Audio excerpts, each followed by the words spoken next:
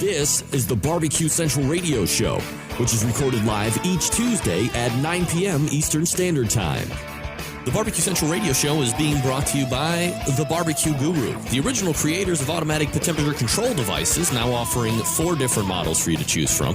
Rest easy knowing that The Barbecue Guru is controlling your pit temperature so you can get on with your life. Visit bbqguru.com or call 800-288-GURU for more information.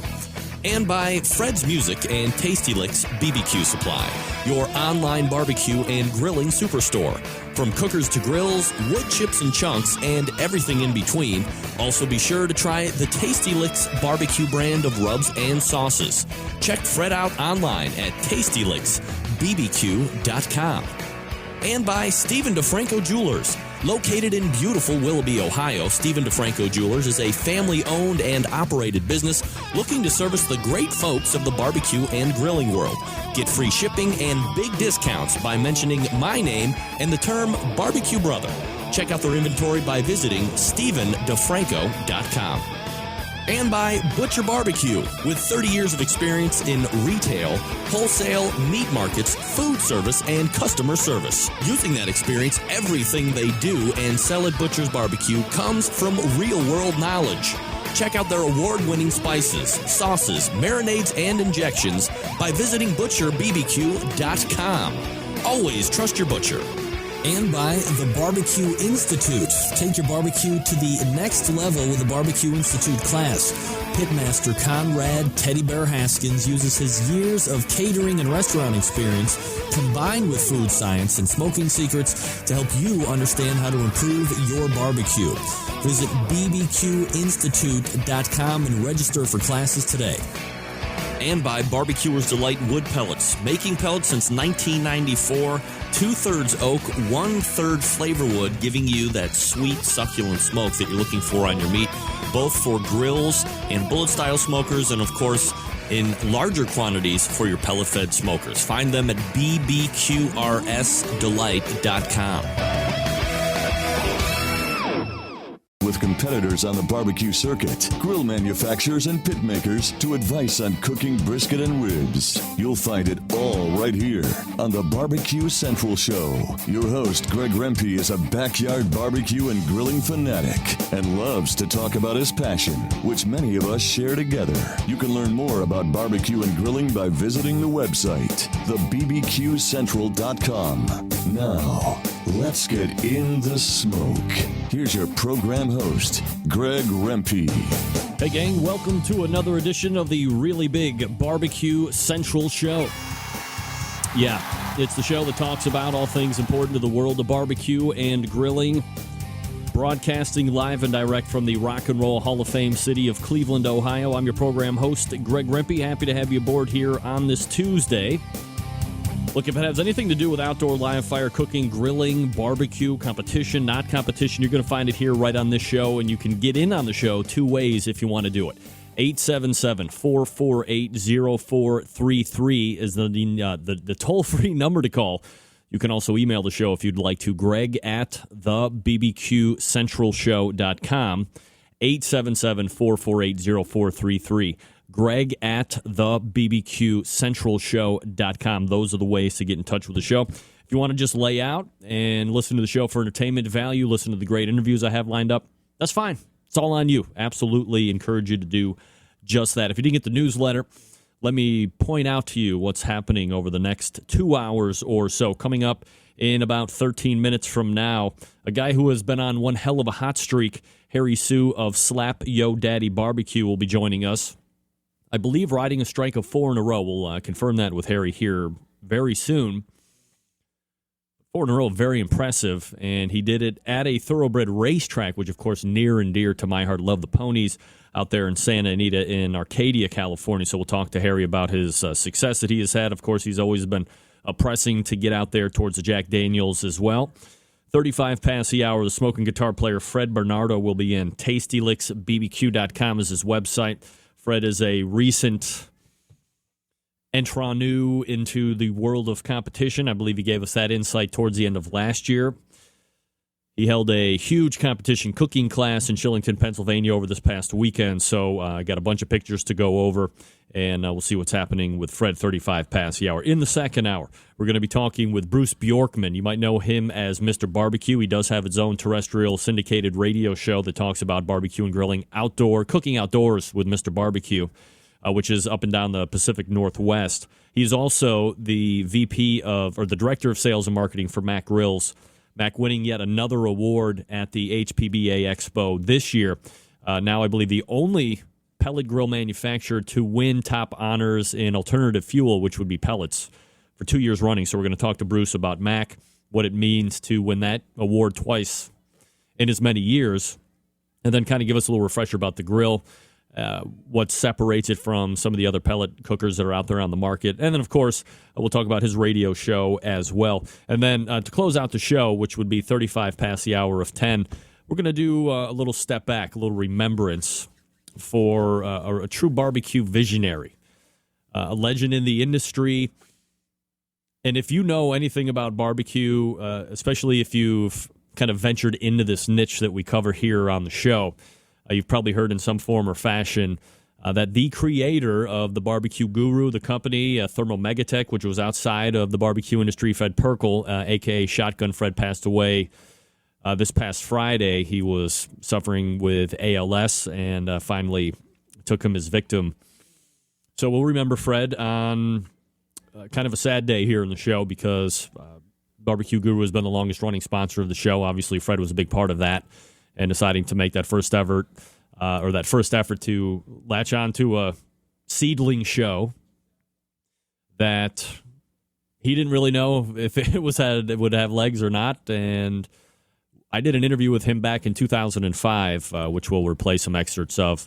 We'll also share some information with you in regards to what Fred's looking to do and some of the little background on him. So that's how we'll close out the show. Maybe, not as exciting and fun as normal, but definitely something that I want to do because Fred was really touched a lot of people in the barbecue community and then, of course, to the show personally. So that's what we have on track tonight. 877-448-0433. Greg at thebbqcentralshow.com. All right, new Survey Tuesday questions coming in. You can weigh in through the email. You can also call in if I can fit them in. Of course, that best segment would be at the 10 o'clock segment, which is typically open. Here are your survey questions. Question number 1. What is the best barbecue pit on the market today? Question number 2. Your favorite barbecue sauce? Mine is Butcher's sweet barbecue sauce. Just had some for dinner today. Third question. Who will win the World Series this year? Cleveland Indians. Save you the trouble, guys. Save you the trouble. So, if you want to weigh in, I will try. It's going to be hard for me to follow on the chat room, so I apologize. If you want to send them in through email, I'll get them in. Also, you can call in. We can do it over the phone, however you want to do it. Let me go over a couple of contest results here because there was some bigger events that happened this past weekend. We're now in the middle of March, basically, so it's really going to start to ramp up now. A lot of competitions are going to be coming in each and every weekend, not like the 1 or 2 that were happening over the last couple months.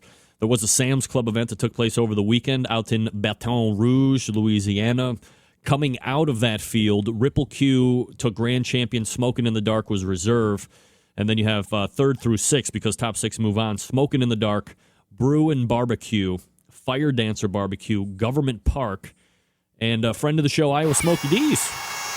Darren Worth will be moving on to the regional event. 2 notables not moving on, which means they're done for Sam's Club Tour of 2012 because you can only enter 1 local event. And if you don't move on from there, you're done.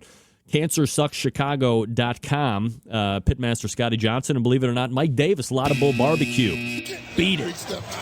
Not in the top 6. You are done. Thanks for coming. Tough, man. A lot of people showing up. A lot of different regions. So you got to bring your A game to each and every section of the Sam's Club. Mobile, Alabama had a barbecue championship and hog festival. There were 57 teams in total there. Longtime competitor on the show, somebody who I have been chasing. Wild Bunch Butt Burners took grand champion. QOw took reserve. They're having a very good year all of a sudden. Notables out of that: Chick Swine and Bovine 3rd, Bubba Q 5th, 420Q took 6th, Serial Griller 16th, and ButtRub.com took 22nd overall. And then you have the North Kansas City, Missouri State Championship. That, of course, taking place in North Kansas City, Missouri. 93 teams. What? 93 teams took place in that one. Sweet Beaver Barbecue took grand champion. Smokin' R's took reserve. Other notables in that huge field for just a standard. True Bud Barbecue, they're having a very good year again. Pellet Envy, True Bud was 3rd. Pellet Envy took 10th. Rod Gray, Big Mo Quezon, Ponderosa Barbecue 16th, and Blues Hog took 32. You met 93 teams. When they say that they definitely have some contests out there in the Mocan area, they ain't lying now. 93 teams on your weekend. How about that? All right. Don Geiger weighing in. Favorite pit, Backwoods. Favorite sauce, Drapers. And New York Mets will be winning the World Series. I don't think New York Mets will be having a tough time making it through the season financially, John, and you know that. As a matter of fact, I have the owner of the New York Mets, sir. If I could ask you, I know it's kind of a personal question. Can you tell me the amount of money you have in your pockets right now? Nothing. I'm sorry? Nothing. I knew it. He's got no money. Yeah, that's ways to not run a professional franchise include not having any money. Huck Jr. weighing in. Ugly Drum Smoker. That's a very popular one because you can make it yourself. Draper's Barbecue winning again for sauce, and the Phillies winning the World Series. Not up on the Phillies this year. I know they have good pitching. I know they shanghaied Cliff Lee from us. Well, Texas did, but then he went back to Philly. Definitely. Jeff Stith weighing in. Operation Barbecue. Are you aware of the work that Jeff Stith and all those people with Operation Barbecue Relief.org have been doing? Spice Wine for cookers, Blues Hog for sauce, Kansas City Royals. They're not getting past the Indians. Sorry to say it, Jeff. I don't want to break the news to you, but things aren't looking too well for the Royals because you have to put up with, yes, the Cleveland Indians, baby. All right, we'll get to some more of those here in just a minute. Don't forget, coming up here in about 4, we got Harry Sue from Slap Yo Daddy. Let me tell you about a public service message to all the barbecue brothers and sisters from one of our sponsors, Steve DeFranco from Steve and DeFranco Jewelers. He's also a barbecue junkie, self-admittedly. I just talked to him the other day. Now, look, being married to a barbecue maniac can be trying, right? Think about all of these nonsensical things a barbecue wife or girlfriend has to put up with. Here's just a few examples of why buying her an anniversary ring from Stephen DeFranco Jewelers might be the best idea ever and allows you to get back in the house and have a good night's sleep. Number one, you're probably always making a huge mess in the kitchen and you don't clean up, do you? Of course you don't. You leave it for her. You include the dirty barbecue utensils in the sink and the dishwasher. Honey, take care of those for me. I'm going to go talk about barbecue now. All you think about is barbecue books, TV shows, websites, and the like. You leave sticky barbecue sauce on the cabinet doors, in the silverware drawers, on the kitchen table, on the chairs, on the dog. What did the dog ever do to you? Come on. To you, your clothes smell great when they're covered with this succulent smoke flavor. But to her, they stink. So how long has she been putting up with this? Come on. The shelves full of barbecue sauces, some that are open, some that are half used and have mold growing on them. Forget about it. Look, when was the last time you bought her a new piece of jewelry? Do me a favor. Call Steve. You see him on the screen right now at Stephen DeFranco Jewelers. He's going to help you out. Heck, he had to get himself out of trouble with his wife because of his own barbecue addiction. Now, whether you participate in competition barbecue or just barbecue for fun, taking care of your wife by showing her how much you love her with a beautiful diamond anniversary ring from Stephen DeFranco Jewelers is just the ticket for allowing you to continue on with this barbecue fascination and mania that you have, this insanity. Now, you're probably thinking that getting her a new ring is going to break the bank, going to ruin plans for a new grill or smoker. Forget about it. The diamond anniversary rings at Steve DeFranco's started under $500. Not only that, but he stocks a great quality, and you can look at him at StephenDeFranco.com. See all these great styles and prices. And as always, Steve has a very special barbecue brother and sister deal just for you. You go onto the website, StephenDeFranco.com, you find what you like, and then you call Steve himself. 440-943-2700. It's 440-943-2700. And you tell him you're a barbecue brother or sister, and he'll give you an additional $50 off. It always ships free to you, but you got to take advantage of it right now. 440-943-2700. We'll be back with Harry Sue right after this. Stick around.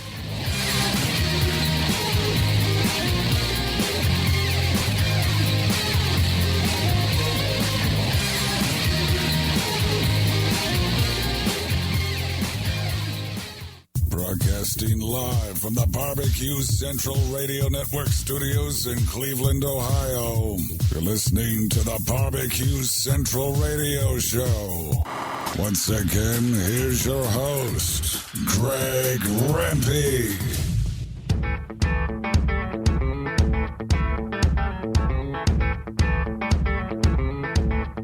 All right, welcome back. Coming up on 14 past the hour, 877-448-0433. Greg at thebbqcentralshow.com. Those are the ways you can touch with the show. Nibble Me This weighing in. Best cooker out there right now, Big Green Egg. Draper's Barbecue. Man, they are killing it right now for favorite barbecue sauce. Montreal Expos winning the World Series this year. That's not going to happen, Chris. I'm sorry, that's not going to happen. Guarantee that.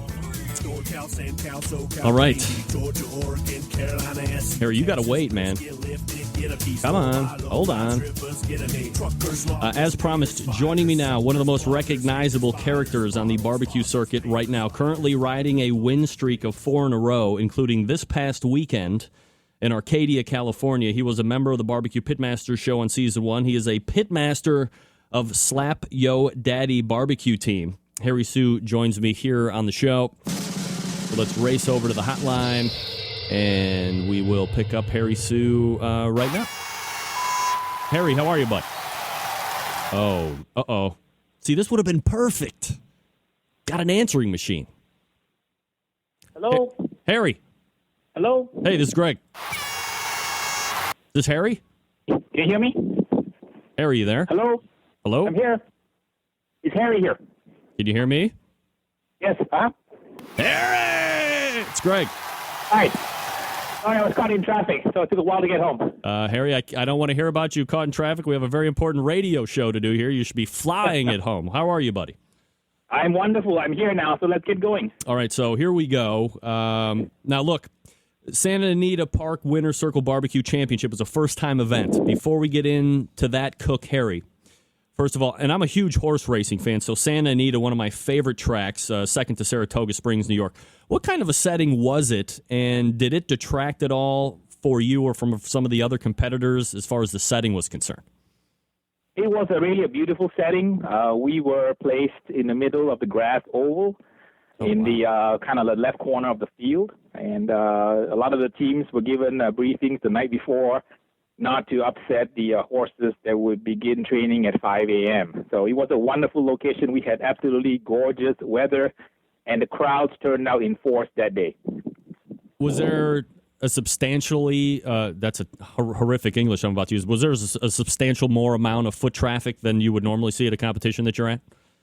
I was quite surprised because it was a first-year contest, and they had done a fabulous job advertising and marketing the contest. We had some of the TV stations there. We had a lot of foot traffic. I would say a lot more than what I would expect for a first-year contest.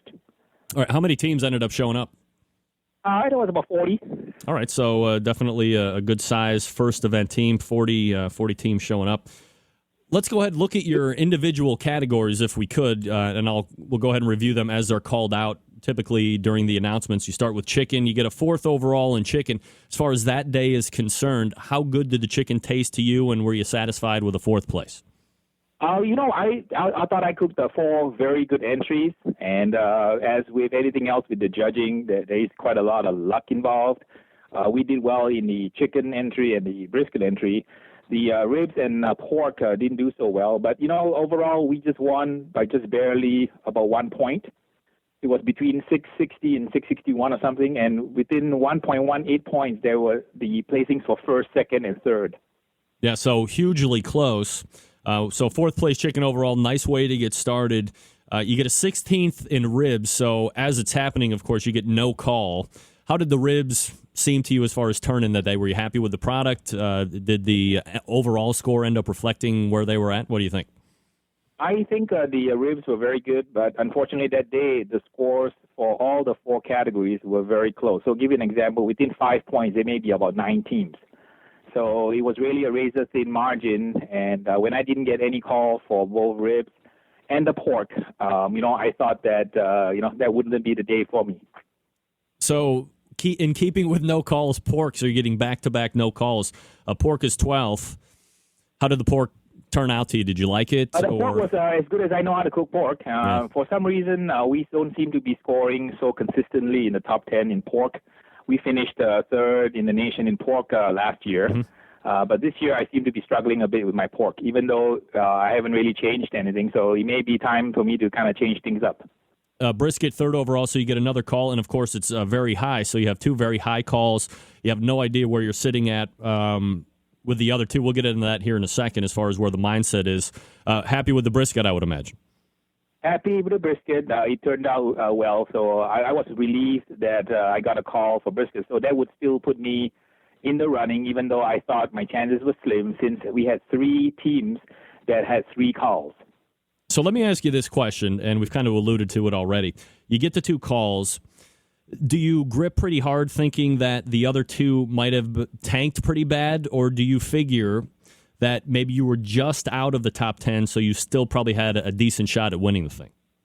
Well, I think when they were calling all the way to second and third, and I had not been called, and I sort of settled back in my chair and resigned myself to the fact that, I must be 11 because there were 3 teams that had 3 calls. So I thought those 3 teams would place first, second, and third, and because I had no call, I probably placed way past, say, 11th or 12th place. Is it inherent in a pit? I can't tell you, Harry, the last time. No, I can tell you one person, and that was the guys from Motley Q Crew Barbecue. And they must have a different mindset than everybody else. But every pitmaster that I've ever asked that question to, they never fire right back with, I knew I must have been just out of the top 10. I was definitely going to win that thing. They're always like, I must have tanked off so bad that they're always resigning themselves to the fact that they are not going to win. Is that just more or less the common theme amongst the pitmasters that you know? That's a pretty common theme because I will tell you, it is really so hard to win nowadays with so many good teams putting out so much good product. I had already won 3 grand championships in the last 3 events, so I thought to myself, well, there's no way we can pull a 4-peat. And I just resigned myself to 11th place. So when they called my name, I was truly shocked when they called my name for GC. All right, so, and I did want to clarify this at the top. You are currently running a 4-win streak, right? I cooked 4 events. A couple were doubles. So in technically, I've cooked 6 contests, and I've won 4 GCs, both in Arizona and in California, 2 each. All right. So, you're riding a very good wave. I guess we could say running a 4 grand champ streak right now. Very difficult feat to pull off, as few are able to do it during the course of any competition season. I want to say last year, Tippecanoe came to mind as maybe winning 4 in a row at one point towards the middle of the summer. But when you're in the midst of a run like this, Harry, are you going into each contest now feeling more and more confident in that or do you think that this is going to be the event that the streak is going to come to an end now? I never cook with expectations, so I think, Greg, that's one thing you know about me. I cook basically with intention from my heart to do my best. And most importantly, I cook to have a good time. To me, it's a way to kind of get away from my regular job and just go into that whole barbecue environment and hang out with my friends and just have a good time. All right, Harry Sue joining us here on the show. The website, by the way, slapyodaddybbq.com. Harry, I've been asking pitmasters over the past couple months about flavor profiles at events. What do you think's winning, or perhaps a better question might be, what do you think the judges are looking for? Is it still kind of the same, sweet profile, the blues hog sauce type stuff, or is it starting to vary towards a more savory aspect? Because I've heard that too a couple times. I've been slowly evolving my profiles the past 6 months to try to move into the top ranks. And, you always sort of kind of have to go against the grain in the contrarian mode. So if everybody's cooking, say, spicy out in the West, then I try to tone it down. What's working really now is ultra sweet. And believe it or not, Kansas City style sweet is working in the West for a change. So I'm kind of moving towards very sweet barbecue. If you see a meat start to fall off a little bit, Harry, what kind of a process do you go through to bring it back up and score? And I guess this might kind of tie back to the pork that you're struggling with a little bit right now. The way it works is cooking a barbecue contest is like tuning a 12-cylinder engine. So if you can imagine, each cylinder is taste, tenderness, and appearance, right, times 4. So what I do after every contest is I put my pictures and my scores on a Word document, and I look through the pictures and ask myself, how can I make, say, the appearance better? How can I make the taste better? And how can I make the texture better? Harry Sue joining us here on the show. Harry, I know you're still teaching classes. How well are these things going over for you, and how many are actually on the docket for this year? I, originally started to teach classes because my coworkers kind of asked me to do them a favor, and that was 4 years ago. So I started teaching my coworkers, and they told their friends and neighbors, and they told their friends. And would you believe it, Greg? My classes are now full 6 to 7 months ahead, so I'm sold out through September. All right, and so, what are do you have different themed classes, or is it the same Harry Sue class, and you're just booked out 6-7 months in advance? You're going to be doing the same thing each and every class? I've tried to vary the formula for the class, but what I find that seems to work with most people is I teach a lot of backyarders. I teach a lot of certified barbecue judges, and I teach a pretty good scattering of competition teams. For example, 4 of my students made it to the Jack Daniels last year. So I cover, essentially, even though I call it a backyard class, I call it a 101 class, I'm actually teaching 80% of my competition technique in class using a lot of the products like sauces and rubs and injections that won our team, Best New Team, in 2008. So it's really a comp class disguised as a backyard class. Harry Sue joining us here on the show from Slap Your Daddy Barbecue. Harry, are you surprised that you're not seeing more people that you would go up against during the course of a weekend? It seems like some of these other guys or some of the other pitmasters that put on these classes have a lot of other pitmasters from other teams showing up to their classes to see if they can shig every last detail. Yes, and I actually have I teach about a dozen students at a time. Usually I get 2 or 3 students who are competitors. In fact, I've trained a lot of the competitors that have gone on to beat me at contests. For example, I trained the first woman grand champion of California. I also trained the first woman grand champion of Arizona. So I have a lot of alumni that have gone on to do well. I cannot really believe it that even though I'm teaching them a dozen at a time, I've taught almost 500 students. So I'm just completely blown away by the number that have come through my class. Are you more excited to do classes, or are you more excited to do competitions? Is it a mixture of both, or are they completely two separate monsters? Well, I like to compete because that's where the thrill is. But, teaching barbecue classes gives me a chance to do what I really want to do, which is spread happiness. So people always ask me, Harry, are you teaching a barbecue class? I'm not really teaching a class. I'm teaching a class for happiness. Because in life, we all know kind of where we are going to end up. And what that truly matters in life is to be able to be loved and give love. So a lot of people say, I'm not loved, but did you give love? So what happens in my class is once you learn how to cook barbecue, you're able to spread barbecue happiness and spread love. And that always is a good thing. All right, no, I got to find this picture. Oh, jeepers creepers. Where is it? Hold on. Okay, here it is. And you made mention to it here in an email. I'm going to throw this picture up here for everybody to take a look at. Oh, I got to move Steve DeFranco out of the way. A lot of teams out there cooking on huge rigs, 40-foot trailers, Jambo pits, 13, 14, 25, $1 billion worth of equipment that are out there. You're a little bit more of the less is more aspect. I'm showing a picture of your setup right now. That Weber Smoky Mountain looks like it's about 10 years old and it's been put through hell and back. Give us a little explanation of your setup and why it works for you. Well, my whole philosophy is a minimal footprint and less is more. So I cook basically the bare minimum amount of meat on a 18-inch WSM, and I cook a whole contest with something like 3/4 bag of charcoal. So I'm really a small footprint team, and I find that it's really never about the pit. It's always about a pit master. if you know what you're doing, you can actually go out and cook against the best of the best using a $250, $300 smoker. So that has brought already a lot of people into barbecue. When I go out and compete, I see all these new teams that have kind of taken our cue and gone out and bought these smokers and trying their hand in barbecue. And that's the way really to bring more people to the sport.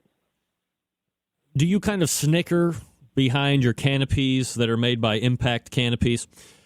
Because you see all of these huge pits, and it's almost like you're getting away, you're getting over on them because your investment is so minimal compared to what everybody else is paying for. I like to think of it this way, Greg. There's no right and no wrong on how you want to cook barbecue. Because if you truly enjoy what you do and you cook from the heart, you can be a pellet head, you can be a stick burner, you can be a UDS, you can be a WSMer. It really doesn't matter so long as you're having a good time. Because that's really what barbecue is about. It's not really about kind of like, one-upsmanship against your competitor. Because at least on the California circuit, we have just so many friends who all enjoy the same passion. We come from all different walks of life. And the weekend is a way to kind of get away from the stress and the hustle of our daily lives and go out and really just have a good time and chill and relax and just cook some great barbecue. Harry Sue joining us here on the show. You're working on a new website. What can fans of Harry Sue expect when it actually launches out and goes live? I get so many requests for recipes, and I've spent the last 30 years of my life cooking and creating unique recipes, and I've been writing all these recipes in emails and little cocktail napkins to everyone. So I decided, why don't I just put all my recipes on my website? And I'm in the process of reading my entire website. I hired a professional programmer so it doesn't look like kind of like the homegrown system I have. And I'm going to try to turn it into a destination site where people can get great recipes. I think that some of the recipes are going to be featured in some of the other books that kind of like some of the other authors that I'm kind of working with. So you see basic recipes such as like Southern fried chicken and what are the special ingredients that I put in to make my fried chicken special. All right, Harry, I read this and I about fell off my chair because typically opening up restaurants is a very dangerous venture, but you have plans for a brick-and-mortar restaurant. They are in the works right now with your catering business partner. Yes, I get a lot of catering requests for parties and so on, and I've been working with actually several of my students who own restaurants. So I train a lot of restaurant and caterers. So I found a good business partner that handles my large catering gig. So sometimes we do poker parties for 300 people. So he has actually a restaurant in a butcher shop, and he really wants to rebrand his restaurant into a Slap Your Daddy Smokehouse. So we're kind of talking through some of the legal aspects and how to take his barbecue to the Slap Your Daddy level. And that's probably going to happen in the next 6 months. All right, so we'll look forward to that. Now, you have a couple products here, actually one that's jumping out right at me. Everybody uses up these Easy Up canopies. You're a user of perhaps a different brand. What separates these Impact canopies from the traditional Easy Ups? When I competed, I used to use the plain white canopies, and I used to bring all my banners and all my accomplishments with me. And now I decided, it's about time after being a 4-year team that I have some decent canopies. So I had a good buddy of mine who is from Chain Smoker Barbecue Team, whose company actually makes these canopies. And I was really blown away by the quality and the graphics that he had created for me. So if you go to my website, look at all my blogs, you'll see pictures of those beautiful flame canopies that he had made for me. Right here, I got to ask you this because you were on season 1 of Barbecue Pitmasters, which, nobody knew it at the time, right? But look at 2 episodes or 2 series back and a couple other, one-off shoots. Season 1 seems to be like the gold standard of whatever reality TV barbecue should be on television now, and you were a part of that. Season 3 is going to be rolling out at some point towards Memorial Day. There has been no official announcement of teams. Did you audition for that, and are you excited to see that come back? Would you hope it goes off to the corner and dies at some point? Where do you weigh out on that? I'm always excited when any barbecue show makes it on TV because regardless of the format, more exposure for barbecue means more exposure for the sport, and that's good for all of us who love and are so passionate about barbecue. To answer your question, I did turn in an audition tape to the Pitmaster folks. I haven't heard back yet, so I have no idea if they'll call me back.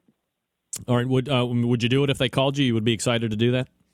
Absolutely. If you want me to cook a raccoon, you want to cook armadillo, I'm the man to do that. All right. Harry Sue joining us here on the show. Harry, where are you going to be competing at next? I'm headed to Las Vegas, and I'm headed to Mesa, which is in the Phoenix area. I actually going to try to win a Harley.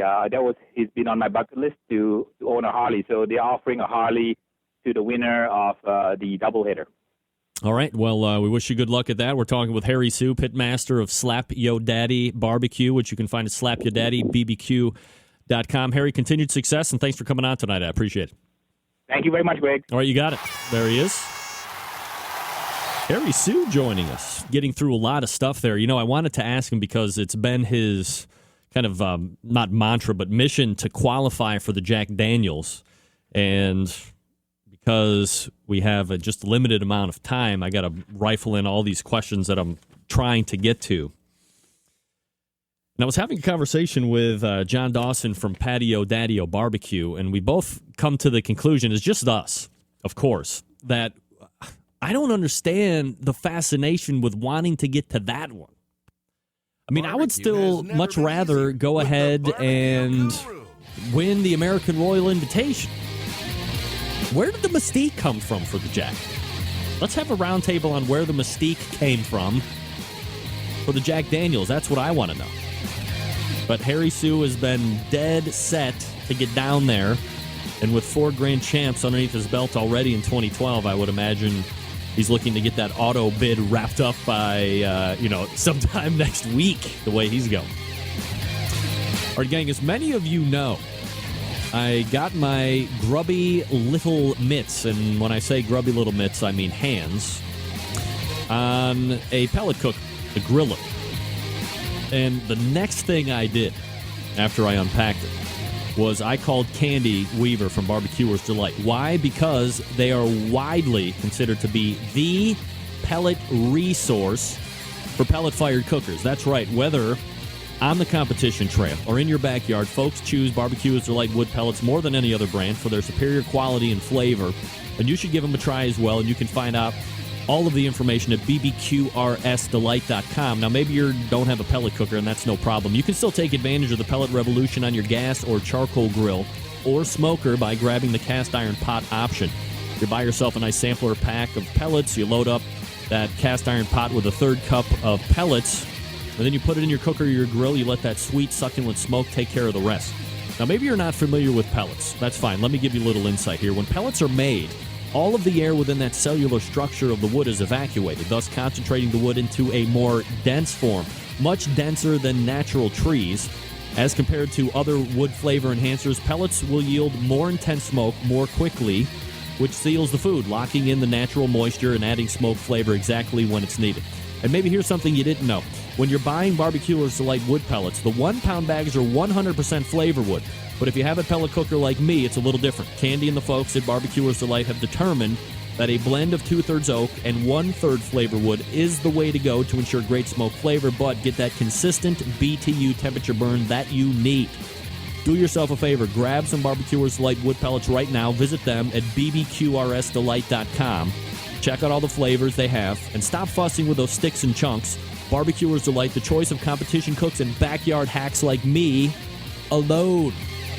bbqrsdelight.com. That's bbqrsdelight.com.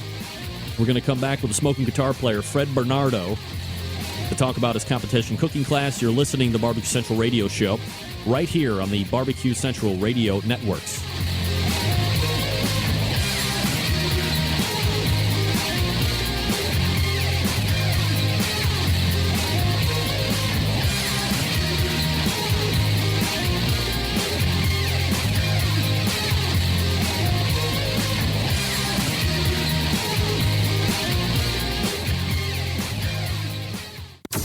Get in the smoke. Call 877-448-0433 to get on the air. Now, here's your host, Greg Rempe. Big B, Moonshine Band, and Suburban Noise Records. Let's go!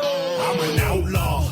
Give me 2 shots. All right, we are back. Welcome. 877-448-0433. Greg at the bbqcentralshow.com. I'm laughing already. That's a good thing. All right, joining me now the purveyor of Tasty Licks barbecue supply. He is a smoking guitar player himself. And we race over and grab Fred Bernardo of Fred's Music and BBQ. Look at this guy. Fred, how are you, buddy? Hey, buddy. I was just, playing along with your bumper music there. You know, you like the Moonshine Bandits? What was that cut? The Moonshine Bandits? Yeah, the Moonshine Bandits. Okay. Oh, yeah. How does my hair look?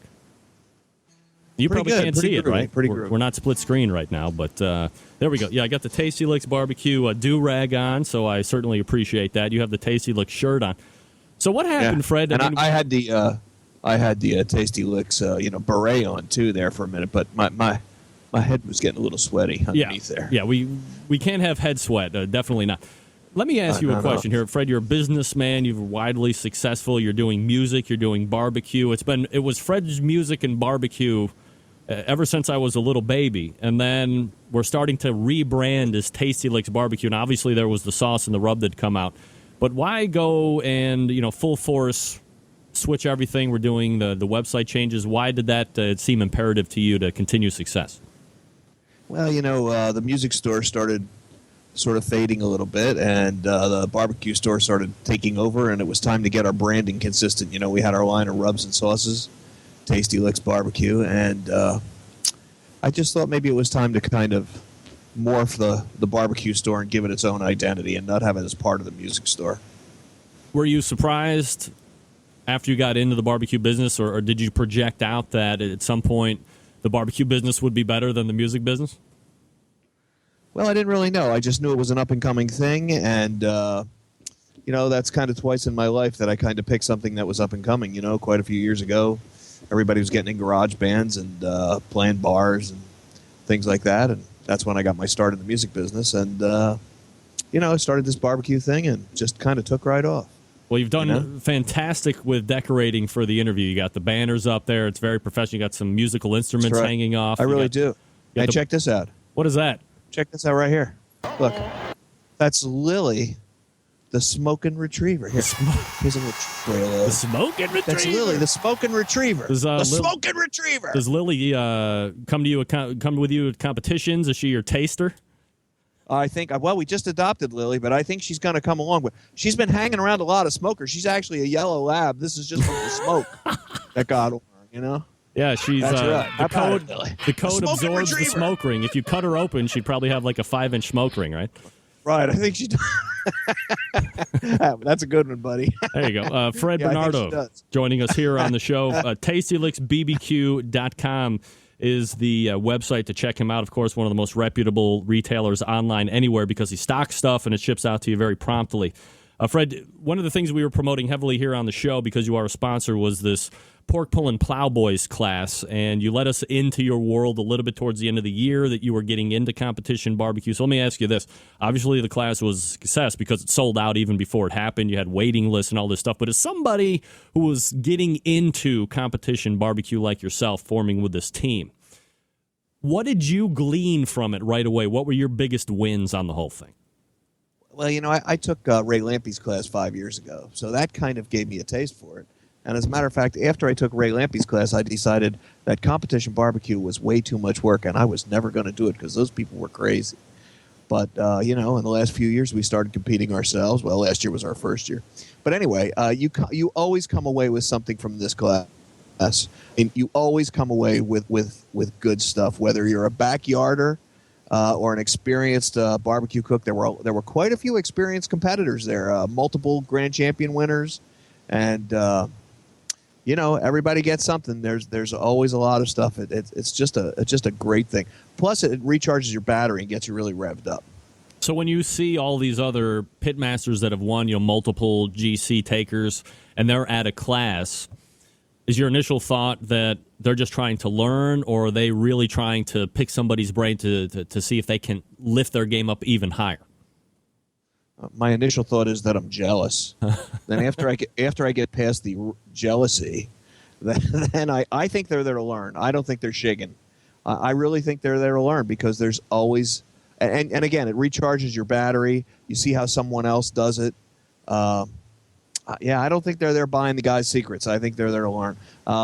The people that were here, we're on the East Coast, and they're not competing with him. but they're competing with me, and now there's 40 teams here all all learned the same techniques this weekend. So it's going to be a curious season. All right, so I'm going to try and pull up the pork pulling plowboy picture thing that I've put together here. You're going to be able to see this, so I'm going to start it here, and then I have to go into my configure. So let's go ahead and start. Well, am I not supposed to show that one? Not now. Did you see that one? All right. So here's who do we have here? That is Todd Johns, the pitmaster from the Pork Pulling Plowboys, American Royal winner. Just won has so many trophies. He's lost count a long time ago. So he was our guest for the class, put on the class. And I think what's important to remind everybody is the fact that this was held at the, dare I say, tropical location of Shillington, Pennsylvania. This is out back for you, right? Yes. This was held out back, literally behind our facility in beautiful downtown Shillington, Pennsylvania. Now, don't forget, it's not beautiful, and there's not really a downtown, but we love it anyway. Right. So here we have a picture of Todd, and it looks, they're a very good crowd here. Yeah, we had, 44 people. We had to limit it. We still kind of got bigger than we wanted to, but I just hated to turn people down. We could have had 3 times as many, and, there's only so much you can do with limited facilities. And here we have... There's Todd putting some seasoning on a brisket, I think. And picture people taking copious notes or notebooks and stuff, something that these people have to bring on their own. Are you supplying all of this stuff? We gave them clipboards with note paper on, and believe it or not, that note paper did have my logo on the bottom. I bet you'd have a hard time on believing that. I don't believe it.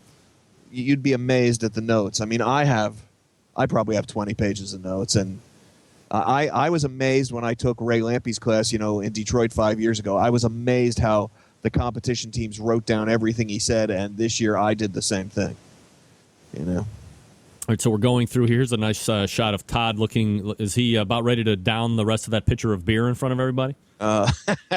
That's Smoke on Wheels barbecue marinade, and that's what he's got in that pitcher right there. He's doing his chicken. And then you have the lineup of cookers here, I would imagine all furnished graciously by Tasty Licks Barbecue Supply. Yep, this is our demo fleet. There's a Primo oval in the front there, a couple big green eggs, and a couple of green mountains, and we also had a Guru Onyx barbecue oven fired up. So obviously you guys are well known as the big green eggs. You're the egg spurts. And then you have that Primo off to the left-hand side, the number 1 there for the people who don't know the difference, aside from the fact that the big green eggs are green. Different shape there. They look. Is that just a bigger cooker than the other two, or just the shape kind of throwing me off there visually? Well, it's oval. The Primo's claim to fame, I guess, is that they're oval. But they've also designed, since they've had, it's a recent modern design. They've had time to think it through. So all their rack systems are thought out, and the whole thing's engineered. Whereas the big green egg is the traditional Kamado, was invented 3,000 years ago. It's round. The Primo, they can make it oval. You can fit larger cuts in there. They have a rack system. You can build a fire on one side or put a deflector on one side, and it's easy to grill direct and indirect, and maybe have a pizza stone on the other side and be baking bread indirect, et cetera, et cetera. So, we sell some of those. The big green egg is far and away the biggest seller in ceramic grills, so that's what we sell most of. Now, I'm looking at the Green Mountain grills. Do they have coats on? They do. They have coats. This David Baker, that is the designer and the owner of the company. He's a pretty smart guy, and very early in the game, he came out with fitted thermal blankets. And I actually used those cookers to compete last year. Those 2 cookers, and those thermal blankets just work like champs. Even in the summer, they save you pellets. I tell people when they're thinking about buying a cooker that thermal blanket, if you use that thing for a couple of years, it'll pay for the entire cooker in saved pellets. Wow. Because it really works like a champ. Is the stack turned on those? Yeah, you can see that. The stack is turned. That's my secret, man. So what's the secret with that? Well, we laughed about it a lot last year because if we would have won a couple of contests, I always said, if we win a couple of contests, you're going to see all these other teams, because guys were coming by and kind of covertly taking pictures of them and stuff. And I said, if we win a couple of grand championships, you're going to see everybody like tilting their stacks Yeah. Yeah. Because we said, when people would ask us, we said that's like the secret of the smoke ring, But actually, we just did that so we could get them in our van. Oh, okay. So no real benefit to Pretty that. boring story, Okay. actually. Well, that's all right. It was a great build-up to a terrible punchline. So is this one of the Forno Bravos that we see here? That is our Forno Bravo demo Wow. oven. We sell awesome. Forno Bravo ovens. I sell quite a few every year, and because I'm a pizza guy, I've been to Tony Gimignani's school, and we do pizza classes in people's homes and master classes at the store for pizza making.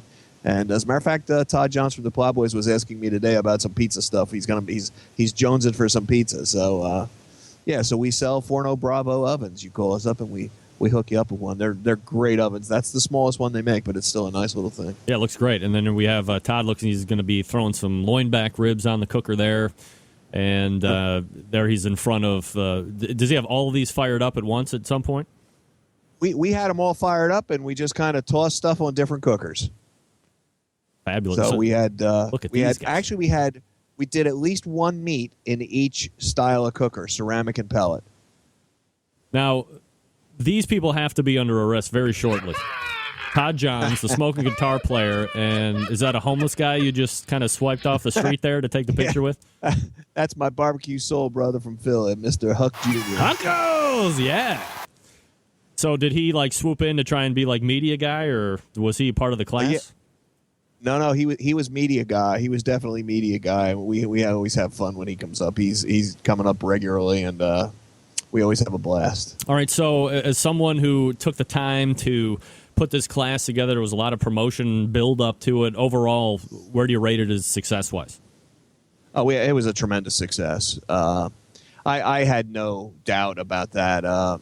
My staff is very used to putting on promotions and doing these kind of things. We never did a class on this scale before, but we have classes all the time in the store. I have these pizza classes, and we teach people how to do, run their cookers and things. But I knew it would be just kicking butt, and it was. And it's not our last, that's for sure. Cool. Well, Fred Bernardo joining us here on the show. TastyLicksBBQ.com is the website.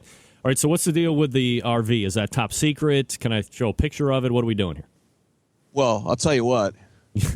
I got to tell you, Greg, I'm writing a little song. Are you?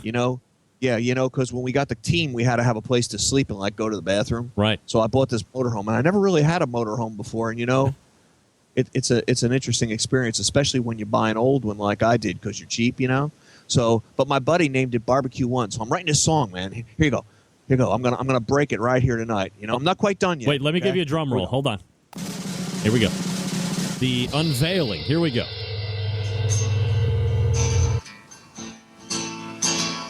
This is the mysterious part.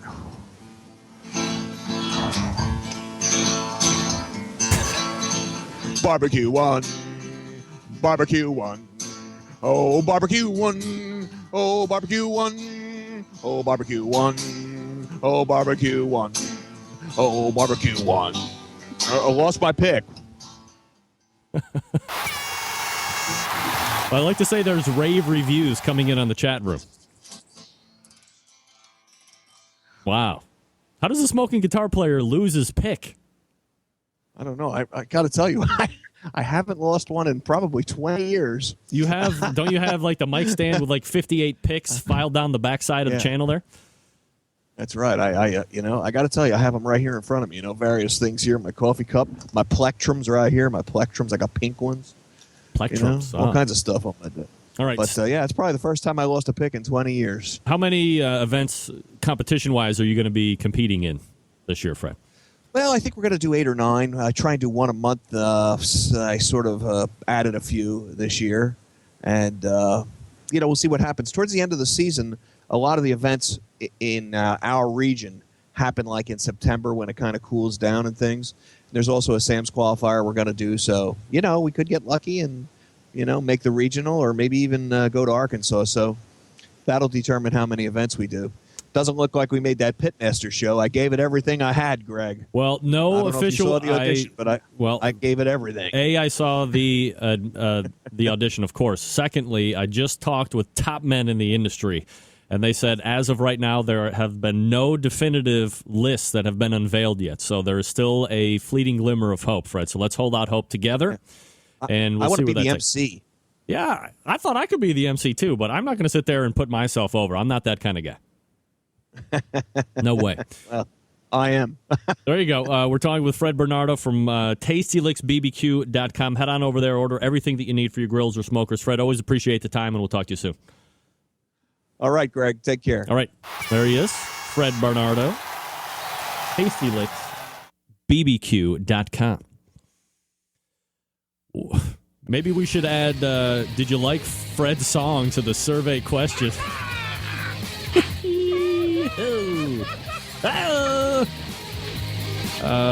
We can toss that. All right, let me pull this up here. Make sure I'm doing it properly. Gang, let me tell you a few minutes about the longest-running sponsor of the show, located in Warminster, Pennsylvania, the Barbecue Guru. If you've been thinking about an automatic pit temperature control device for your cookers, then stop here. This is the company that started it. They are the creators of this technology, so why would you buy it from any other company on the face of the earth? I don't know. Not familiar with how these little beauties work? I'm going to tell you, but I'm not going to get into the minute details. But imagine this, a product that allows you to set your pit temperature, and once set, it will keep it running at that set temperature all the way through the cook. Sound too good to be true? It's not. This is real life. You can take advantage of this technology today. Now, maybe you're a busy working professional like me, or perhaps you are constantly on the run with the kids and doing errands, and quite frankly, you just don't have the time to sit around and tend pit temperatures. The Barbecue Guru allows you to throw a pork butt on, or a brisket, or a couple racks of ribs, and then you're off to do whatever it is that you need to get done, and the Barbecue Guru maintains the pit temperature you set. That's it. There are currently 4 different models to choose from, so you know there's going to be one that will fit your budget. You have a Procom 4 wireless unit that allows you to roam up to 600 feet away from your cooker and still make adjustments if you want to. You have a CyberQ2 unit, the DigiQ DX, and the newest unit, the PartyQ. And at $129 for most cookers, the PartyQ is the easiest point of entry into pit temperature control devices. It's a self-contained package that runs on AA batteries. It doesn't get any easier than that. Now, maybe you're in the market for a cooker. Again, look no further than the Onyx Oven. The Onyx Oven has been winning on the competition circuit as well as in the backyard all over the country. This is fully insulated. It holds a lot of meat. It accommodates half and full pans for food service and works seamlessly with any of the Barbecue Guru pit temperature devices. Look, do yourself a favor, won't you? Head over to thebarbecueguru.com and check out their products. If you have a question about what to order, call them directly, 800-288-GURU. They will make sure you're outfitted with exactly what you need to get you up and running right out of the box. Technical assistance needed if you need it. 800-288-GURU or thebbqguru.com. The Barbecue Guru, a breakthrough in barbecue technology, will wrap up the first hour right after this. Stick around.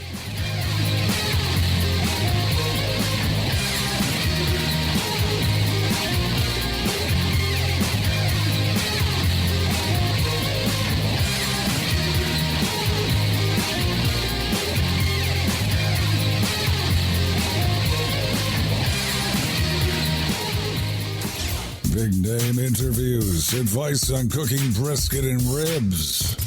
And the only host willing to share his honest opinion on all things important in the world of barbecue. It's the Barbecue Central Show.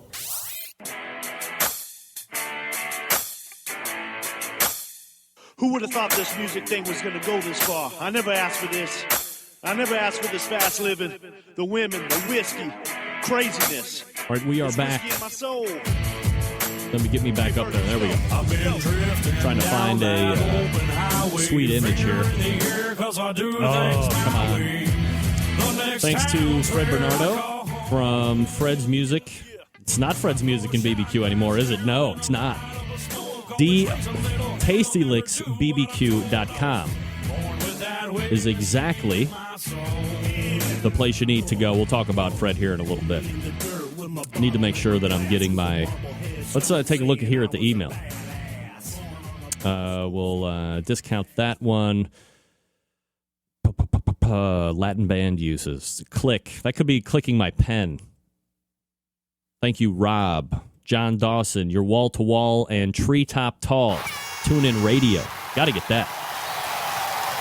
Oh, Harry's newly engaged. I forgot to ask him about that. Get that big stuff out of here. Welcome in, buddy. Already got him. All right. Good check of the email. Glad my vibration is working. Not well. Jeez, oh, Pete. All right, you're going to see something here that you don't want to see, but I have to add an image, so please bear with me here just for a quick second. There's that. And, oh, there he is. Now I got to get rid of the guru. Got to get rid of Fred, too. All right. Well, that's not his, but we'll keep that. That'll be coming on here in a little bit. We'll have to get a better picture on that. Harry Sue had a lot to say. A lot to say. We'll have him back on. People line up for him, man. I mean, he's been doing very well. Obviously, 4 grand champions in a row is something to behold, something to be said anyway. So that's wonderful.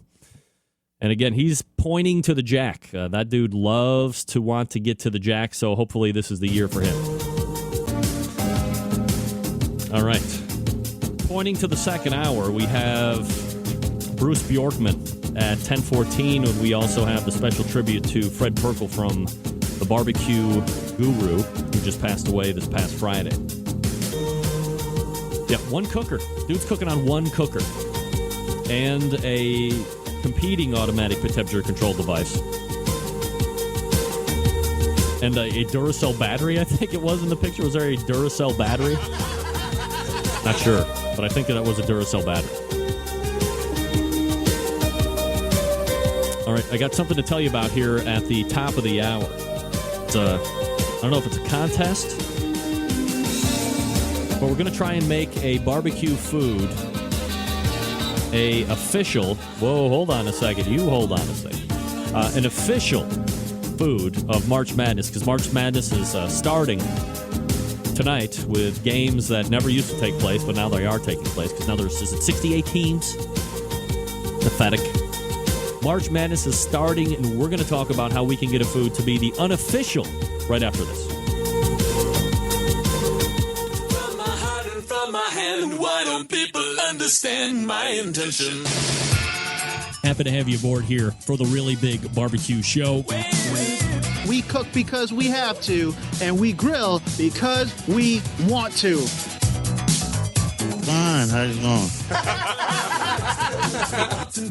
You have a great show. I'm a big fan. So what seems to be the problem here? This man looks like he's dead, and he's in the crackle. Charbono! It's all about the Charbono, dude! Succulent fish. What? He ate 54 wieners. But listen, Lavernius, shake a face. I'm shaking like a dog shit peach seeds. You could use it to fight off creeping marauders looking to take your steaks off your grills. I just like being anywhere with Junior, Senior, and Diva. Sounds like a whole lot of a movie. Wow. Yeah, really. Keep it hot, keep it clean, keep it lubricated. We have top men working on it right now. Ooh, top men. All right, just like that, we are in the second hour. All right, give me a second here. I got to do this. Google Chrome. Got to jump into my email here real quick. I try and keep it minimal on the desktop here because, quite frankly, I could easily plow this thing down. We don't want to do that. I know what I'm getting here, so just give me a second. A higher res, let's say. Better.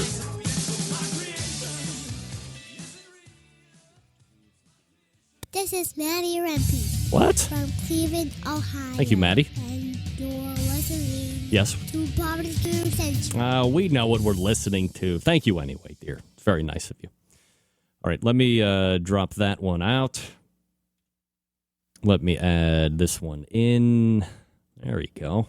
Let's see how this one... Holy crap-oli, that's much better. We call it foreshadowing in the business, people. Thank you, Conrad, for getting me the higher res. Do I want to leave my email up? Do I want to leave my email up? Do I want to leave my email up? No. I can get it on my phone. Do you have a smartphone? I do.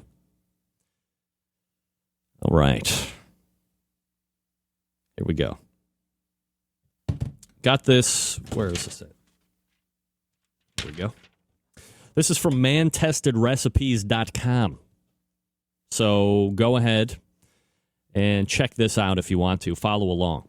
mantestedrecipes.com from Chris Erickson.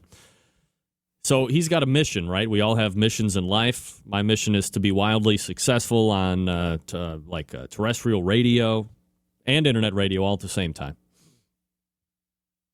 Harry started with Conrad Haskins' class.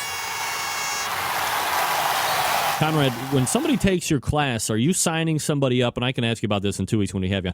Do you have everybody sign a disclaimer and they chip you off 10% of the winnings? Because I would do that. Just a little business model increase if you're looking at it. Help make pulled pork the unofficial food of March Madness. Pulled pork is perfect. It's cheap, easy to make. Guys love it.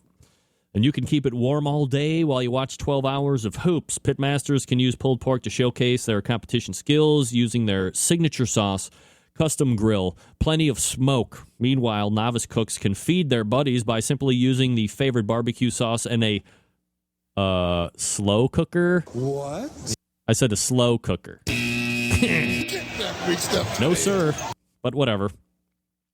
If you want to moderately impress your friends, you can just buy Jack Daniel's already made pulled pork barbecue out of a plastic container. Anyway, just let us know, and you'll include links in the Twitter campaign to help make unofficial food of March Madness pulled pork. So here's what you have to do. You will be tweeting pulled pork content with the hashtag pulled pork madness, all one word. Capitals on the first letter of each word. Pulled Pork Madness. It's a running Twitter contest in about a week.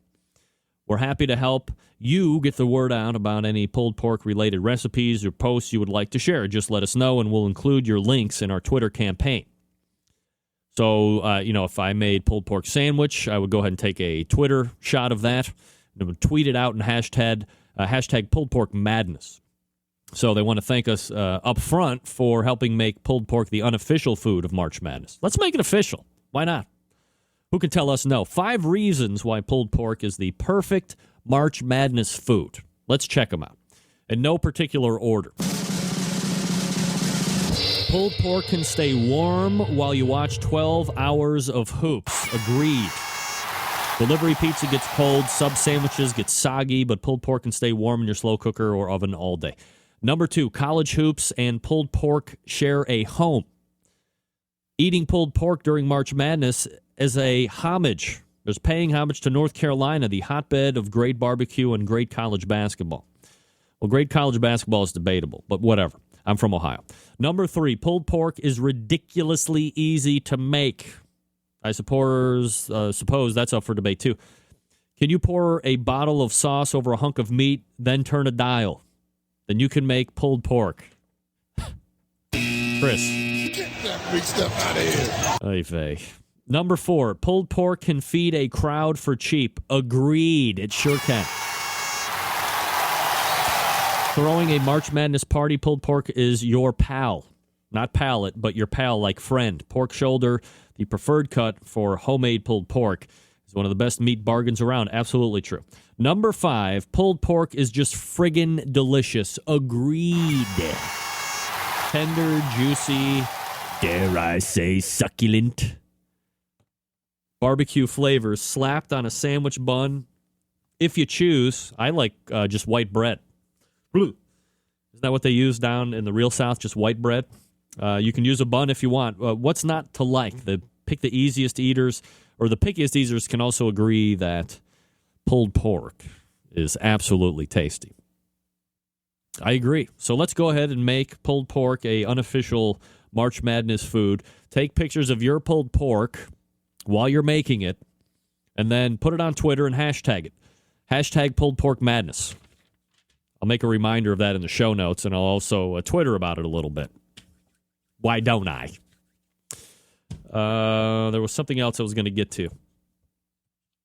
Oh, right. Survey Tuesday questions. We got a couple minutes. Once again, best barbecue pit on the market today. Your favorite barbecue sauce. And I believe Draper's is winning hand over fist with the people in the chat room tonight. Who will win the World Series this year? For me, best barbecue pit on the market today. Ooh, geez. So if I'm looking at it,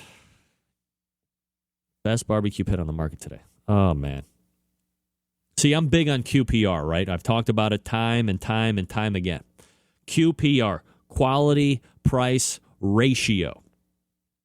What am I getting for the money that I'm spending? To me, the best barbecue pit on the market today is still the 18.5-inch Weber Smoky freaking Mountain. Sorry. Favorite barbecue sauce? Butcher's Barbecue Sweet Sauce, absolutely. I've gone through 2 bottles of that in the past 3 days, I think. And who will win the World Series this year? Of course, it's the Cleveland Indians. Of course. No doubt about it. Let's quickly look. Weber Smoky Mountain, Weber Smoky Mountain, Weber Smoky Mountain, Texas Rangers for, I was going to say rub, but that would be for World Series. Tom Emery, Grilla. I love the Grilla, but I'm about QPR, and that's not QPR for a lot of people. Cubs winning the World Series. Logan, no way. Fred Gross, Tribe, yes. Butches or Butches? That's probably Butchers. Butchers or Rooftop. Rooftop getting some love as well. Here's another Cubs. Boston Red Sox, not going to happen. Weber Smoky Mountain, Gator, or Mac. That's a wide and sweeping variance. You have a charcoal-driven, you have a traditional offset, and you have a pellet grill. Boston Red Sox. Just because, look, as a diehard Yankees fan for years, just because you have the money does not mean that you're going to be winning anything. They're coming off of a drinking clubhouse. Get that big stuff out of here. I don't even... Let me not lie straight out. I rarely drink during the show. I would not drink if I was making millions of dollars. If you sign me to a multi-million-dollar contract to do the show on the radio / television, I am not going to be drinking during it. Neither is Bobby Valentine. Let's see. Blues Hog. Yeah, you're right, Chris Rudy. Most mix it anyway. I believe Jess Stith said Blues Hog a little bit earlier. Cardinals. It would be fun to see them win without Albert Pujols. Cardinals. Rooftop. Man, oh man, look at that. Backwoods coming in from Matt in the chat room. Weber Smoky Mountain again. Pitmaker. Maybe my next question will be sexiest pit on the market today. Pitmaker, absolutely. That bitch has flat screen televisions, disco lights, smoke machines, offset cookers, vault style cookers. Pitmaker is badass. They are badass. No doubt about it. Go to Pitmaker and check those out if you're not familiar with them. Or let me do this real quick. Maybe you didn't see this one coming, right? Of course you did. It's Barbecue Institute. Newest sponsor to the show. But not new. They were around. They've come back. Dropped off for a little bit. Seasons change. Feelings change. But the need for good barbecue does not change. So that's why you want to take your barbecue to the next level with a Barbecue Institute class, right? Of course. Pitmaster Conrad Teddy Bear Haskins uses his years of catering and restaurant experience combined with the food, science, and smoking secrets to help you understand how to improve your barbecue. Backyard barbecuers, those folks who want to open businesses, they drive and they fly in from all over the country. Hell, they fly in from all over the world for these institutes' small, friendly, informative classes. The Barbecue Institute has a full schedule of classes in Texas this spring covering everything from just short fajita-style classes to an all-day cooking class on how to smoke classics like brisket, pork, ribs, and chicken. Now, let me ask you a question. You ever dream of owning your own business in the barbecue world? One of the most popular classes at the Barbecue Institute is the commercial barbecue class.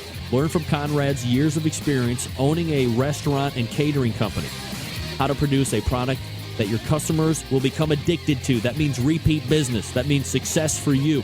Nothing is as expensive as failing in a commercial venture, something we talked about with Harry Sue. Add to this, the class has helped students to start successful barbecue operations all over the country and the world. You have success right there. Having owned too many cookers of every shape and size and all three major brands of commercial pits, Conrad is finally having his dream classic Texas offset smoker built. It's based on his current Gator, but has all the features he's always wanted in a pit. This summer, Conrad is kicking off a Gator Pit Smoker coast-to-coast teaching tour. It will kick off in Prosser, Washington State on June 2nd. Will culminate with a trip to Riverhead, New York on August 3rd.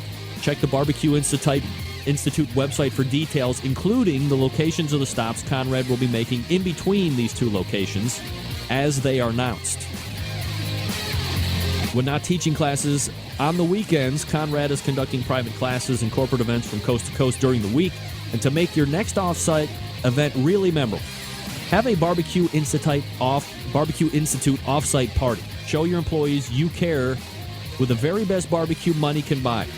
They will be talking about this event for years to come. People feel good about the company, feel good about you as the boss. For details on all of this stuff, go to the Barbecue Class Institute, bbqinstitute.com. That's bbqinstitute.com. Or check their Facebook page for the latest news, pictures, and videos. Again, it's bbqinstitute.com, bbqinstitute.com. Conrad Haskins, he's right here in the chat room. You got any questions, ask him. Fire away. When's your next class? How much? Hook me up. We'll be right back with Bruce Bjorkman. Stand by.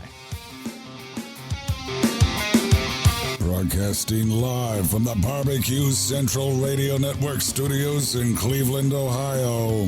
You're listening to the Barbecue Central Radio Show. Once again, here's your host, Greg Rempe. Muted myself. Welcome back. 14 past the hour. 877-448-0433. Greg at the bbqcentralshow.com. Don't forget, Survey Tuesday is underway as well. Best barbecue pit on the market. Your favorite barbecue sauce. Who will win the World Series this year? All questions to be answered. Joining me now is the Sales and Marketing Director for Mac Grills, a pellet-fired cooker that is garnering award after award. 2 weeks ago, it picked up the Vesta Award for Best Barbecue Other Fuels category at the HPBA in Atlanta for the 4-star General unit. Last year, they won the same award with 2-star General. This happens to be the only pellet cooker manufacturer to ever win this award in consecutive years. And here to talk about it is the Director of Sales and Marketing for Mac Grills and host of the weekly radio show Cooking Outdoors with Mr. Barbecue, which can be heard on KXL Radio. We welcome back to the show Bruce Bjorkman. Bruce, how are you, buddy?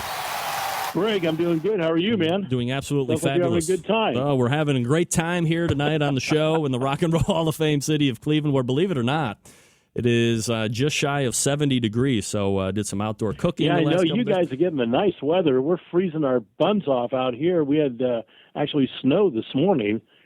And it looks like we're in for a good cold front and a lot of rain the next few days. It has been one of the best winters ever, and when I mean best winter, like zero snow. So I'll take it when I can get it. Bruce Bjorkman joining us here on the show. You know, Bruce, I mentioned right at the top, so let's go ahead and talk about it right off the bat. The Mac Grill product line has taken top honors now for the second year in a row.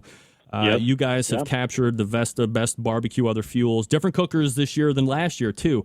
I'm sure there are plenty of people that listen who aren't as in tune to HPBA and this award. So if you could give us a little perspective here on the accomplishment and what it means to you and obviously Mac for the company. Sure. Well, the Vesta Awards are presented every year by Hearth and Home Magazine. That's an industry trade publication that goes out to retailers and manufacturers in the hearth, patio, and barbecue industry.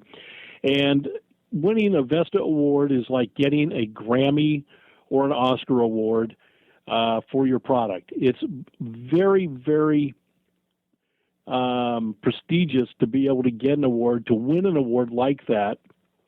And it's not something that's freely given. I mean, it's like going through Memphis in May judging, because you actually have a trio of judges that come to your booth to view the entry, and then you have to give them a presentation. You get about 15 minutes to do that and to basically present why that particular product entered into the Vestas is not only innovative, but a quality product. And the whole idea behind the Vestas is to recognize and to basically award and celebrate those products that are bringing new innovation to their respective categories. Now, are there certain criteria that you need to hit on when they're coming through and asking you about this in order for you to have your best chance of qualifying to win the award, or does it not really go over like that? Well, I think that you've definitely got to demonstrate to the judges the innovation that you're bringing to that particular category, whether it happens to be an outdoor burn product like a fire pit or an indoor furnace. For example, this year, Napoleon out of Canada won a Vesta Award for a hybrid wood and gas furnace, which was very, very innovative. And they are the only manufacturer right now in the entire Northern Hemisphere that's making that kind of a device. Now, to me, that's the thing that really helps to stand out and it best describes what the Vestas are all about. And then in the barbecue category, and I don't know if you've been in contact with these guys or not, but I'll give them a plug because I was very impressed with what they're doing.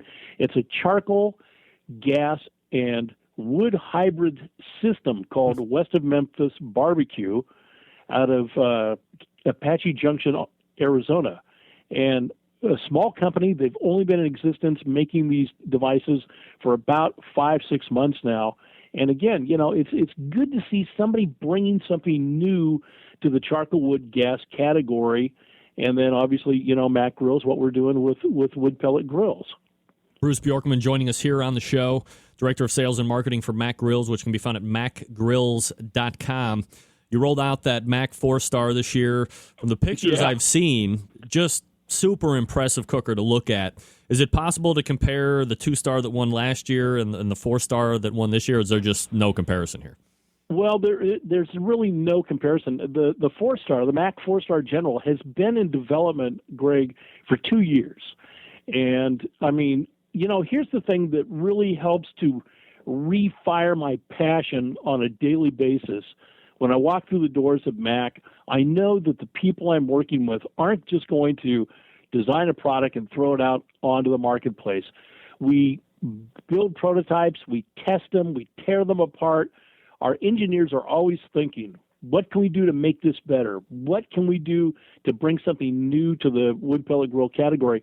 And that's one of the reasons why it's taken us so long to bring this particular model to the marketplace, because we've built prototypes, we've tested them, we've thought there's a better way to do that, and then we'll go back to the drawing board, build up another prototype of whatever part for that grill, and again, test it. So it's been a long time coming, but I think that when the 4-star General comes out and is in stock by mid-June, it's going to absolutely blow you away. It's got 1,000 square inches of primary cooking surface, and then we've gone and redesigned our upper grill grade system to where you can expand the cooking surface to 6,600 square inches. Wow.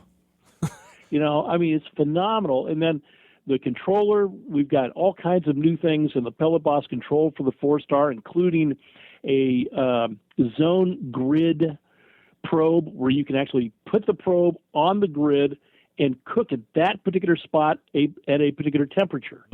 The grill's going to be Wi-Fi capable. You're actually going to be able to operate the 4-star General using a smartphone, an iPad, or your laptop or personal computer. So, I mean, we've really raised the bar so far as wood pellet grills are concerned in the competition, the built-in and commercial wood pellet grill category. Do you have a percentage of people that are buying it that are actually using it in competition versus backyard, or is it kind of one and the same?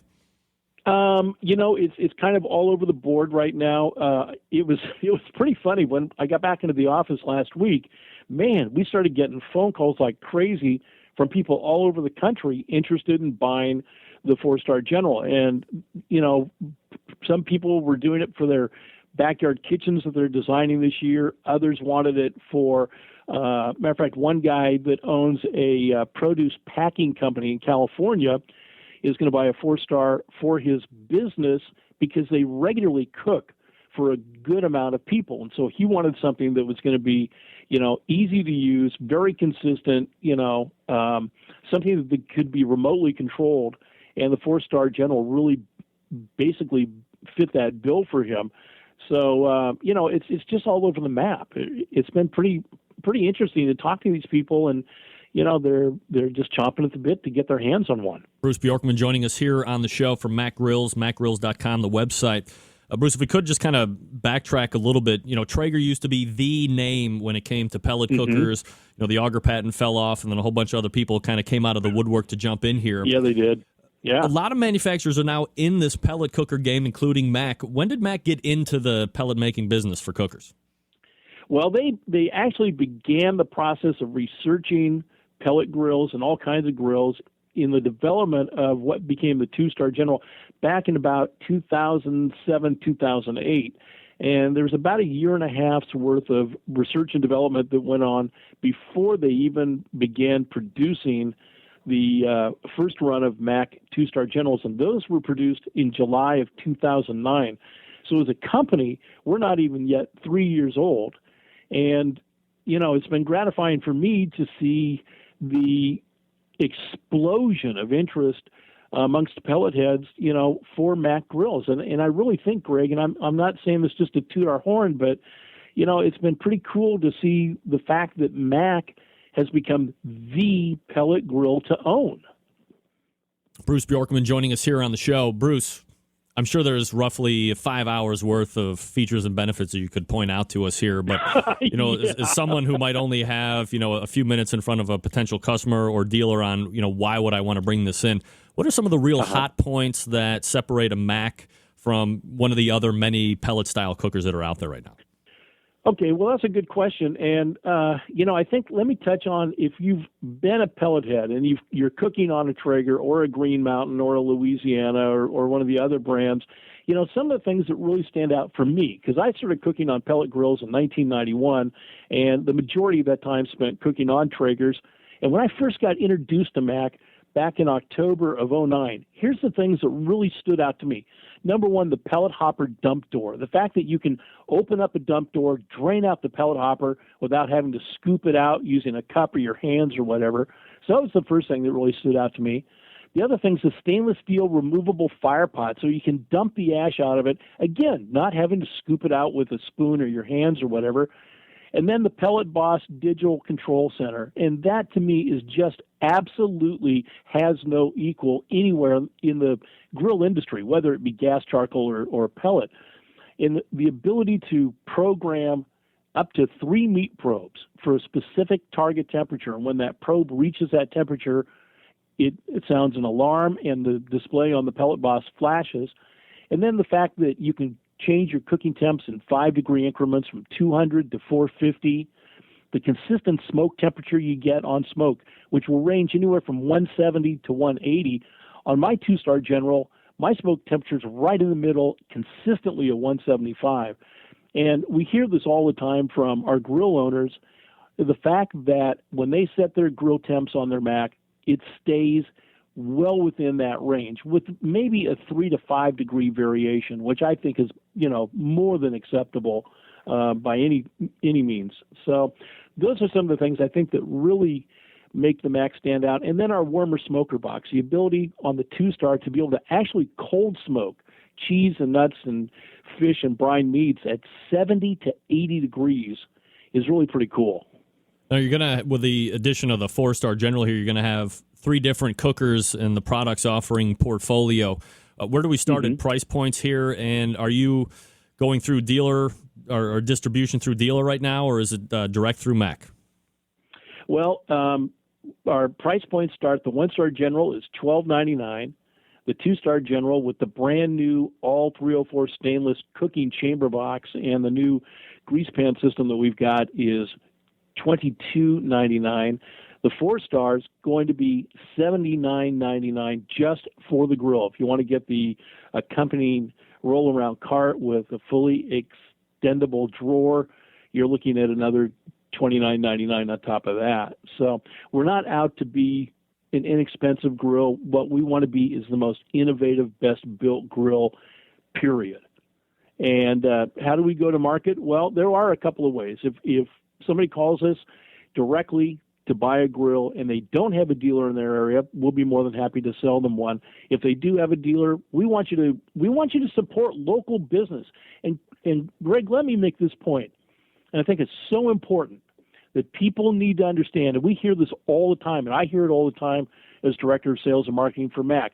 People buying off the internet because they don't want to pay sales tax. Folks, you have to understand something. That sales tax is helping to underwrite and support local fire, local police, sewer and water, all the very essential services that we come to depend on every single day. And if we all quit paying sales tax, what do you think is going to happen to those services? They're going to be non-existent. And, there are communities all across the United States of America that are struggling to have proper fire department coverage of their cities and counties, proper law enforcement coverage of their cities and counties. And they can't do it because they don't have the money. Now, we can get into discussions about, bad spending habits and stuff like that by governments. It does go on. But you got to understand, when you pay that sales tax, you're helping to fund essential services, and you're helping to support local businesses whose profits are respent within that community and state. So I really encourage people, whether you're buying my grill or somebody else's grill, support the local businessman. Absolutely. A very good point there. And I'm sure a lot of people support when I say, Bruce for president. Absolutely. No, I don't want the job. Yeah. Please, I do not want that job. Thanks anyway. Greg, you go for it, buddy. That's definitely not me. I'm nowhere near as smart as that. Bruce Bjorkman. I don't know anybody in their right mind that would want that job today, man. Not right now. Absolutely not. We're talking with Bruce Bjorkman. Aside from Director of Sales and Marketing at Mac Grills, you can hear him each and every Saturday, Cooking Outdoors with Mr. Barbecue from 5 to 6 p.m. Eastern. That's 2 to 3 Pacific on KXL Radio. Out there, and of course the affiliates up and down the Pacific Northwest. Bruce, there are some different price points within the portfolio there. I'm guessing you're used to getting that deer in the headlights look once you hear the price. How easy is it for you to overcome, or is it one of those things where you're just like, look, it sounds like a lot. Here is everything it's going to be able to do for you. You're going to have to bite that bullet and try it out. Buy the best and only cry once, as they say. Well, that's kind of true, and it's kind of all through those scenarios. There are some people, when they hear the price, you got to give them smelling salts. There are others who understand that they're making an investment, and when they're buying a Mac grill, and they're paying more money for that grill than other pellet grills, but what you're getting in return for that investment of your dollar is something that's going to last for years and years and years and years. And then, like you said, showing them the different features and benefits of the different grills. Most people, when they look at that grill, when they look at our grills and they look at how well they're built and what they offer that the others don't, then they're able to say, I can justify that expenditure because I know, like you just said, quality only hurts one time. All right, Bruce, we're going to change out of Mac here just for a second. For the folks that don't know, obviously you worked for Traeger for a number of years and then went to Mac. And a coworker of mine actually owns a Traeger, and we were talking about pellets one day, and he said that he had to buy Traeger pellets because if he didn't use them and something went wrong, if he used brand X pellet, it would void his warranty. Is that true, at least to your knowledge, when your time there, did not using a Traeger pellet cause a void of warranty? Well, it's still a part of the warranty, and if you read the warranty sticker on the inside of the pellet hopper lid on Traeger, it does say that, But it comes back down to, well, how are they going to be able to prove that unless they fund, lab research or something like that? I would tell you that most hardwood barbecue pellets that are being manufactured today can be used in those grills without any problems. With Mac, we don't have any kind of a restriction like that. If you can use any brand of hardwood barbecue pellet in a Mac pellet grill, and it's not going to affect your warranty whatsoever. But that's still what Traeger's, espousing as part of their warranty requirement. All right, let me ask you this question, too, because I was probably 2 years or so since I brought this topic up to you, and it probably wasn't the best idea to talk about it at that point, right? I did a little research one time. I found a U.S. patent that Traeger was holding in regards to, I don't know how else to say, but let's say flavoring pellets. In short, adding a liquid wood flavor to a base wood instead of just using a real apple or hickory or what have you. Mm-hmm. Is this something that was actually practiced at Traeger? Well, and I'm not saying it's good or bad. I'm just throwing it out there. Okay, when I was there, I don't believe that it was in a regular practice. But you must understand that, I wasn't always privy to every single thing that went on there. I can tell you, though, that since the company has sold, which it did in 2006 to the Barish Fund, that they have definitely changed the composition of their barbecue pellets. And here's what that composition is. It's 80% alder, 15% maple sawdust, and then 5% wood oil, whatever type of species wood oil they're using for the various pellets. So it's definitely not the same pellet that it used to be when I worked for them, and initially, when they started back in the late 1980s and then through the 90s and into the mid-2000s. So the thing that jumps right out at me is a thing called wood oil, which, if I'm remembering the patent filing correctly, and I've followed up many times with Traeger, well after you had left, to have them come on and talk about it. Because my thought was this: if you're going to spend the time and the money and all the labor hours getting a patent and then never talking about it, if I thought that was the way to make pellets, you can best believe I'd be using this radio show and I'd be looking to book myself on other places saying, look, this is the new holy grail of the way to make pellets, and it's going to be great. It's going to be cheaper, whatever. It's going to help manufacturing. Tight-lipped, tight as a drum, and nobody wants to come on and talk about it, which seems to be completely counterproductive for holding a patent. I don't know how to really answer that, other than just saying, it is what it is, and they do what they do, and therefore, but for the grace of God, go I. There you go. Bruce Bjorkman joining us here on the show. Bruce, I know you're also a qualified or a certified KCBS judge, correct? Yeah, CBJ, that's correct, yeah. How are you finding flavor profiles these days? Have they changed at all over the last couple of years? We just had Harry Sue on in the first hour. He's riding a very tremendous win streak of 4 in a row. He's obviously doing something very correct. But as a judge, on that other side of the whole event, how are you finding flavor profiles coming into you? What's winning? Well, Greg, I haven't judged for probably 2 or 3 years. And again, it really depends on where you are. It's still kind of a regional flavor basis kind of thing where, one part of the country, judges are going to be looking for a particular type of flavor. You go to another part of the country, and it's going to be totally different or maybe even totally opposite. So I'm really probably not the best person to answer that question just because I haven't been judging barbecue contests, because when most contests are on, I'm on the air. Yeah, absolutely. And I was just going to say, since you're going to be coming up with a show on Saturday, what's going to be bumping around KXL? I'm still formulating that show right now, so I don't have anything really in concrete at this point. Last week we talked to Rob Walsh about his new book, Texas Eats, which is just a tremendous piece of work. I don't know if you've had Rob on your show yet. I have not.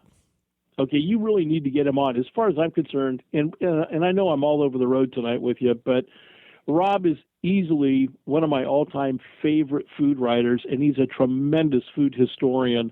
And what he brings to the world of food writing and barbecue is absolutely some of the very best stuff you could ever lay your eyes on. All right, well, I'm going to have to see if I can effort him here for this show, so I appreciate the lead. Again, we're talking with Bruce Bjorkman. He's the Director of Sales and Marketing at Mac Grills, which you can find at macgrills.com. Also host of Cooking Outdoors with Mr. Barbecue, which airs Saturdays from 5 to 6 p.m. Eastern, 2 to 3 Pacific on KXL. You can go to KXL.com if you're not in the local area to catch it. Bruce, always appreciate the time. Thanks for coming on tonight. Hey, Greg, thank you, and keep on smoking, man. You got it. Take care. There he is, Bruce Bjorkman. Telling you right now, I came after him hard a couple years ago on that whole pellet thing, and much to his credit, he towed the corporate line, didn't give me any more information than he thought was absolutely necessary, but we were able to open up a little bit more. I don't know if there was like a non-compete that finally fell off or something like that, but certainly appreciate that honesty because, again, why would you bother going into patents and patent holdings and all of the labor and the lawyers and stuff and not tell people? Why would you tell me about it? You're putting wood-flavored oil. What the hell is wood-flavored oil? Look at this crazy guy. We just had him on a little bit earlier in the show. Gang, let me talk to you quickly about Tasty Licks Barbecue Supply. Look, there are unsavory businesses and creeping marauders at each turn on the internet, and I think we can all agree on that. But sometimes you're looking for a barbecue or grilling item that just isn't stocked anywhere in your hometown or the next town over, or the next town over from that even. So your options have become limited, and you're forced to go online to buy the item you want, or you're just going to go without it. The internet grip sets in, the hands start to sweat, your neck tightens. You've been screwed on the internet purchases before, and you don't want it to happen again. After all, this is your hard-earned money you are spending. You need to feel confident that the company you are buying from is honest and fair. Let me tell you, good news, folks. Let Fred Bernardo and the gang over at Tasty Licks BBQ relieve you of your internet buying stresses. Tasty Licks has one of the most complete inventories of barbecue and grilling items anywhere on the face of the earth. All of the items that you see on Fred's website are in stock, and they are ready to ship to you directly. Are there other places on the internet that might have a cheaper item? Perhaps. But are you 100% confident that you are actually going to get the item you buy? How long is it going to get to you, shipping-wise? All great questions that no one can answer with 100% surety. When you buy from Tasty Licks Barbecue Supply, the items are in the store. They ship to you promptly, and everything in the store is priced fairly. That's great. All winners in my book. Hell, if you want to, try and work a deal with Fred. I'm sure he would be happy to take your call, potentially work something out with you. He's singing songs about competition barbecue, for crying out loud. Tasty Licks carries grills, smokers, ceramic cookers, electric cookers, various charcoal-type cookers, wood chunks, chips, cookbooks, accessories. If they don't sell it, you possibly don't even need it. On top of all that, Fred carries many of the other show sponsors in his store, their items as well. So you're doing almost like a 2-for-1, shopping at a sponsor and buying sponsors' products, the best of both worlds. Don't forget that Tasty Licks has their own line of barbecue sauces and rubs as well, so you want to try them. April 28th, Bob and Kenny from Barbecue Guru doing demonstrations at the Shillington, Pennsylvania store using Gurus on the Big Green Eggs and other cookers, and the Onyx Cooker demo starts at 11 a.m. free. No registering, no cost. Again, that's April 28th. Head on over to tastylicksbbq.com and let the confidence exude from you as you make your online purchase. Then enjoy your items upon delivery. And don't forget that Fred and the gang are there to help you with help after the sale if you need it. tastylicksbbq.com. We ran a little long, but we're going to come back with the special Fred Perkle segment. Shotgun Fred from the Barbecue Guru. Stick around.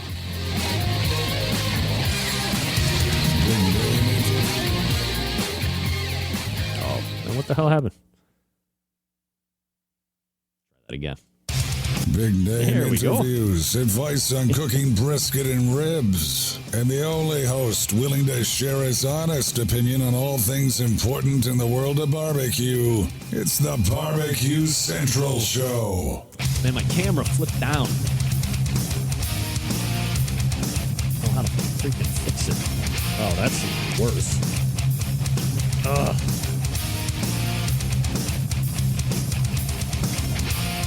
Cutting the top right off. I'll have to make some adjustments there. All right. Thanks again to Bruce Bjorkman. Look, this show is here for us. I'm not going to sit here and pretend like, I'm a better host than anybody else.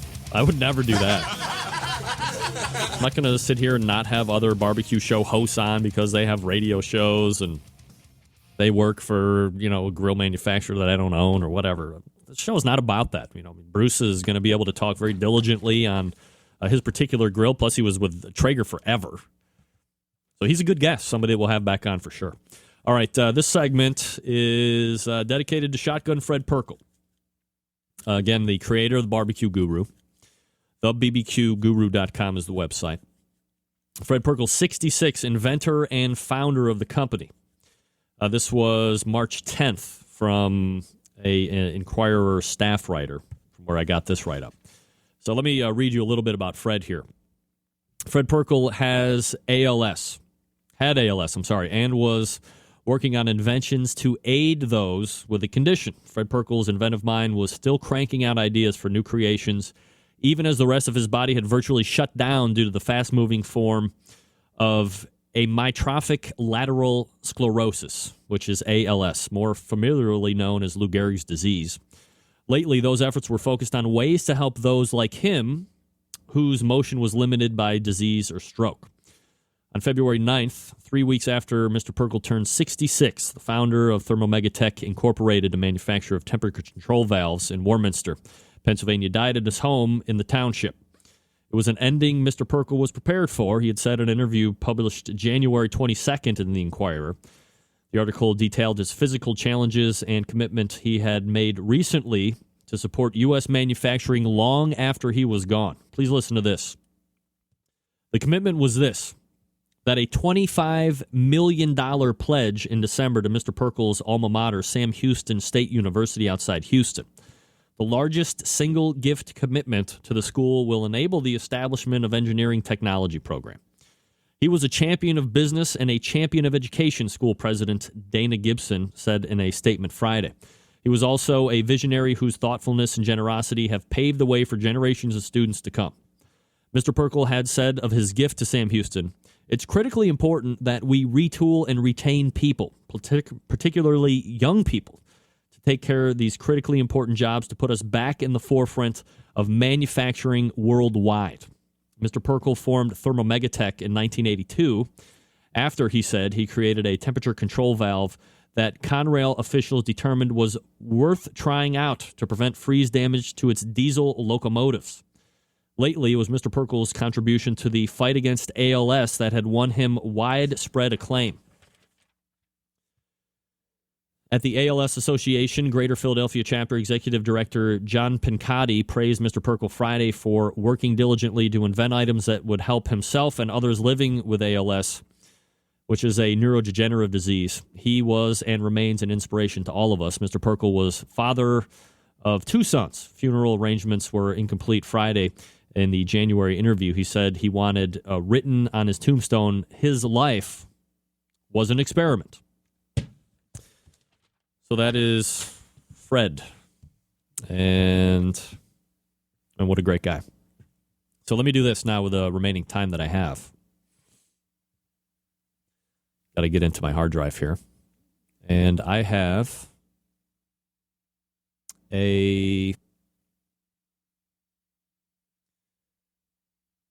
excerpts, 7 excerpts of an interview that I did. Maybe you're not familiar. Let me give you a background about this show. If you're first time in, this thing started a long time ago, probably 6 years ago, and it was just a podcast. And in its very infancy, it was done through a company called Telcaster, which was like a teleconferencing. It was nothing like the setup that it is now. And I would dial in, the guest would dial in, it would connect us, and we did phone interviews that was a podcast. And I believe the 4th one I ever did was with Fred Perkel from the Barbecue Guru. I was horrible. I sucked.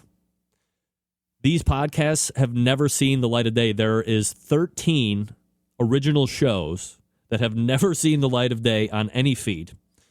But perhaps tonight changes. Perhaps Fred's will be like some bonus content just so we can do proper remembrance of him. But I wanted to play some of these for you tonight.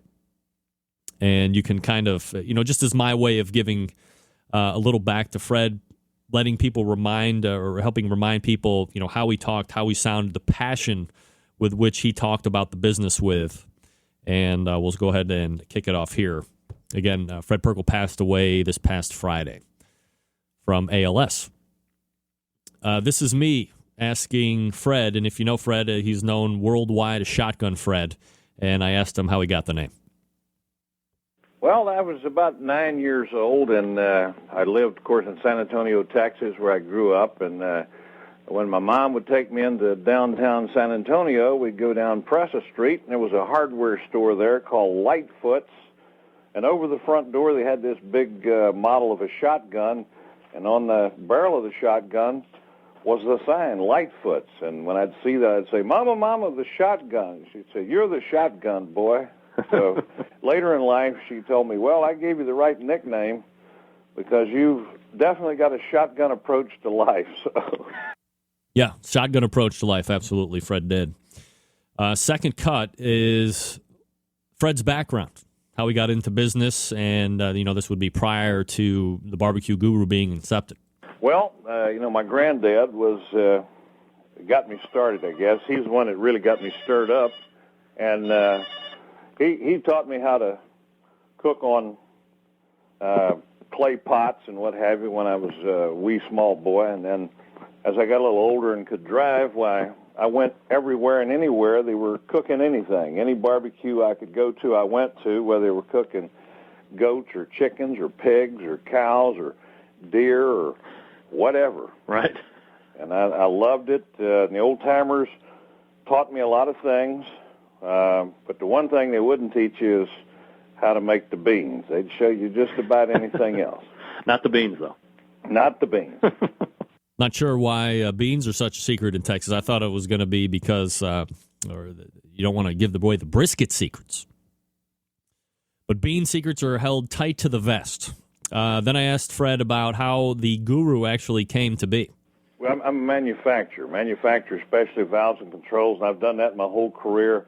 My whole career has been around temperature control and the process, chemical industry, pulp, paper, pharmaceutical. We do some medical gizmos and what have you. And how does the idea of the Barbecue Guru actually present itself to you?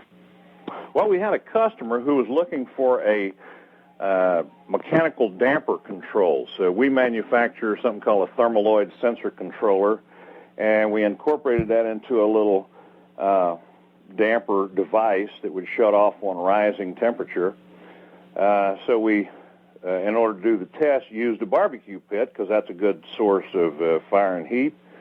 So as we were doing this test, we had it, of course, totally instrumented with data recorders and data loggers and that sort of thing. So when, in fact, somebody in the plant complained that, the smoke was blowing back in the assembly area, we put a fan on the cooker to blow the smoke out the back, and we had it trained kind of on the intake damper, and we noticed that while the device modulated almost totally off, the instruments didn't move. So we thought, well, how interesting is that? Let's try modulating the fan. So we did that, and that did give us some level of control. Then we borrowed some circuitry out of another device that we make called an EMPC, electronically modulated position control, and we applied that to running a little fan, a little computer-type fan, and lo and behold, we were able to do some pretty good control. So then we spent about 6 months watching fires burn, wood, charcoal, different size cookers, and we came up with the right control strategy, the right algorithms, the right bandwidths, and so forth, and we were able to make the device control very accurately regardless of the size of the cooker, regardless of the size of the fire. So that became the original Barbecue Guru. So a little insight as to how the Guru actually came to be. And then, of course, once they were satisfied with the product, the next thing to do is bring it to market. So I asked Fred, when was the first time you got this Guru out and in front of people? We introduced it 3.5 years ago at the National Barbecue Association, or the NBBQA, in Jacksonville, Florida. And at that time, why people kind of laughed and poo-pooed the idea. But after a few people tried it and began to post on the forums, they realized, boy, this thing really does work. So the rest is kind of history, as they say. But, I guess there was a time when rowboats didn't have anything but oars and oar locks, but then some smarty pants figured out to put a motor on the back of it. And now I think you'd be pretty hard-pressed to find a boat that doesn't have a motor. But, sure. You got your choice. You can run your pit manually. When you decide you want to go to bed or do something else, you can plug in your Guru and you're good to go. All right, so inevitably, and I've talked with a number of people, especially maybe 4 years ago, like just when I was getting into the podcast world here, a lot of people, as he said, poo-pooed the barbecue guru and automatic temperature control devices, and it was somehow cheating. So I asked him, what's this deal with barbecue guru, and is it? Do you consider it cheating? Well, there's a lot of purists. I think that all those purists ought to throw their thermometers away first, and then maybe they ought to squat over a hole in the ground and poke at their meat with a crooked stick or something, because that's real barbecue. If you want to get right down to it. When I first started cooking barbecue, nobody could afford a thermometer. They were process plant type thermometers that you needed, and nobody could afford them. So we went by feeling the meat and what it looked like, and maybe we'd cut off a little piece here and there to see how it was coming along. But that's fine if you want to do that, and there's certainly nothing wrong with being a purist. But on the other hand, convenience is a great thing too. And if you got something else you need to do, this is the device. All right, so there's his thoughts on cheating, which was at that point pretty awesome to get that kind of a reaction out of him. Talk to him about upcoming products that he had in the works as well, because as he said, life was an experiment. Oh, absolutely. We got a number of things. We got charcoal-fired steam table trays that double as you can cook on them. You can heat water in them to wash up with. You can use them for a conventional steam table. You fire them up and they run for many, many hours, very even temperature. That's a fun thing. We've got water heaters that we're making, charcoal-fired water heaters, where you can use pressure of the hose.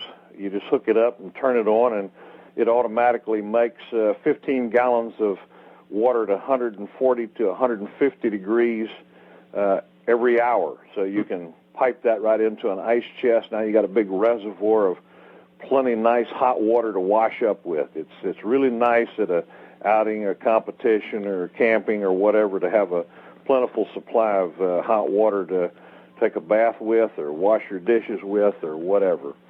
And, no danger of propane, just a real nice charcoal-fired water heater. And then we have in the mill a charcoal maker. So if you're out somewhere where you can't get good lump charcoal, you can make your own while you're cooking a cook or whatever. You're making some brisket or butts, and at the same time, you can be making you a load of charcoal for your next few cooks. I want to know where that product is. I think I've asked Bob Trudnak on that a couple times. I don't know if that one ever made it to market or not, but that would have been... Can you imagine making your own lump charcoal while you were cooking? I think that's like cyclical and like green and great all at the same time. So, I mean, the mind was always working with Fred, always trying to think of what that next great product it is. And so we'll end tonight by Fred signing off. Fred, thanks for taking the time out tonight to talk to us about all of your products and continued success, and we'll be talking to you down the line. My pleasure. Thank you very much for giving me the opportunity. There he is. Class. Straight up class. Great guy. Very successful in business as an inventor. And just as a human, I mean, just look at all of the well wishes and condolences that he was getting after he passed away on Friday. And again, really does reserve a special spot in my heart because of what he has done and helped with the show. Not just because he sponsors it, but feedback from the show and being able to do that. I mean, listening back to that interview now 7 years ago and just kind of reliving that interview again and hearing him talk. I mean, I was so bad at hosting, and he really made that interview so much easier for me to do and really kind of jacked me up and got me propelled to continue to do these interviews. So, I owe him on many different levels. And again, true barbecue visionary for sure. Great guy, unquestionable. And, we have lost a true barbecue visionary and a barbecue legend. Not afraid to say it. I know a lot of you guys feel the same way. So I just want to share that with you guys. I'll put the whole interview up on the feed at some point tomorrow. So let me do this. Got the last summer shandy of my first for the summer. And Fred, I'm going to tip it up to you, buddy.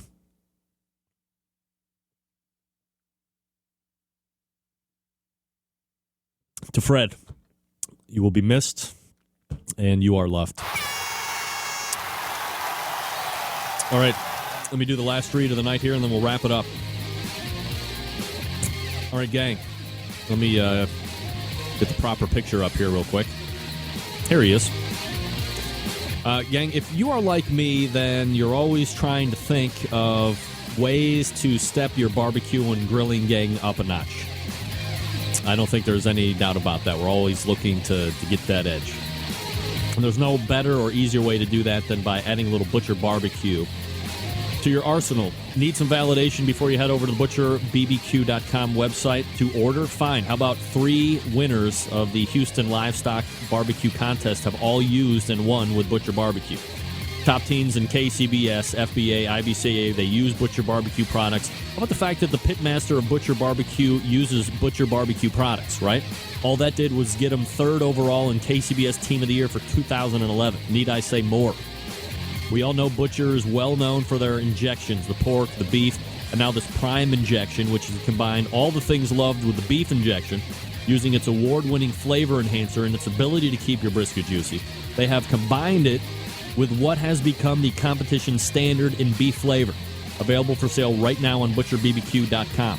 Now, perhaps you're looking for a go-to rub or sauce. Friends, you've hit the mother lode here. Butcher's Barbecue has a full line of award-winning rubs. One of my personal favorites is that steak and brisket rub, but grab some honey rub, which has garnered a lot of internet attention, especially last year.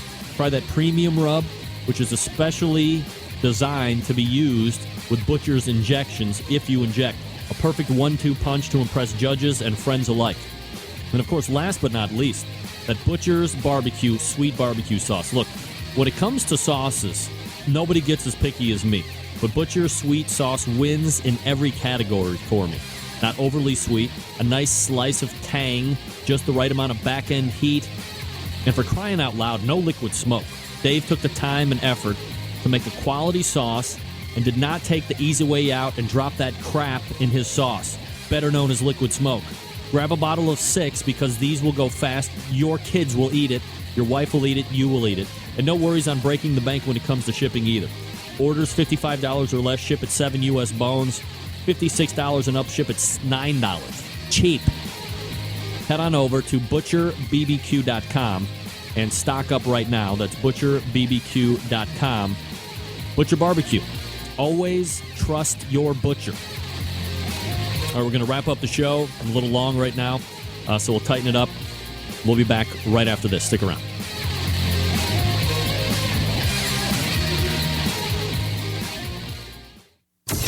Get in the smoke. Call 877-448-0433 to get on the air.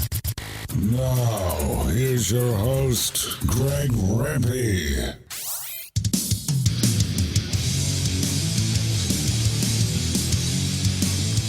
All right, well, we're right at the top of 11 o'clock here. 3 Years Hollow's new EP is out. That's who's playing right behind me. Check that out. I'll link that up. You guys that like alternative rock and roll. Hopefully everybody enjoyed the look back at the Fred Perkle interview. Again, I'll put that on the feed. That was like the 4th podcast I'd ever done. I can't guarantee that those other ones are going to make it, though. 12 will stay locked in the vault for now. People want me to release the very first one I ever did. Let me tell you, worst idea ever. Worst idea ever. And by worst idea ever, I mean worst show ever. So thanks for sticking with me through that and listening. You know, getting a lot of good emails and positive response in the chat room. A lot of people never heard that interview, obviously. So to hear Fred again talking about the passion, where he came from, how he got the name, the business, how they introduced it, how it works, all that great stuff. Really good to hear again. Also want to thank Bruce Bjorkman for coming on. Segment before that, talking about the Mac cookers. MacGrills.com is the website. Before that, Fred Bernardo, smoking guitar player, TastyLicksBBQ.com. Talked about the Todd Johns Pork Pulling Plowboy class. Looked at a bunch of pictures. Fred busted out a tune, which potentially could be a hit. All right, it's not going to be a hit. Big stuff out of here. What was it? One way. Something like that. Also, very first guest tonight, Harry Sue, who I believe I should have congratulated on being engaged. Maybe I shouldn't have. No, congratulations. 4 in a row wins for Grand Champion. Heading to the Jack Daniels. Sorry, trying to point to the Jack Daniels. And he covered a number of different topics, so I appreciate him taking the time out to do that. Okay, in closing, let me remind you to help you to control the rusty grill grate population. If you have raw cast iron and you use them, reseason them after each and every use. As it starts to cool down, and by that I mean the grill grates, hit them with a little Pam. Hit them with a little bit of Crisco, let it burn back in, so you get years of maintenance-free, trouble-free service. No rust. Don't want the rust. I lift one up again to the founder and creator of the Barbecue Guru, Fred Perkle, Shotgun Fred. Here's to you, buddy. And finally, last but not least, September 11th, 2001. I will never forget. Until next Tuesday, and that show is jammed already. This is your program host and proud U.S. American, Greg Rempe. Good night now.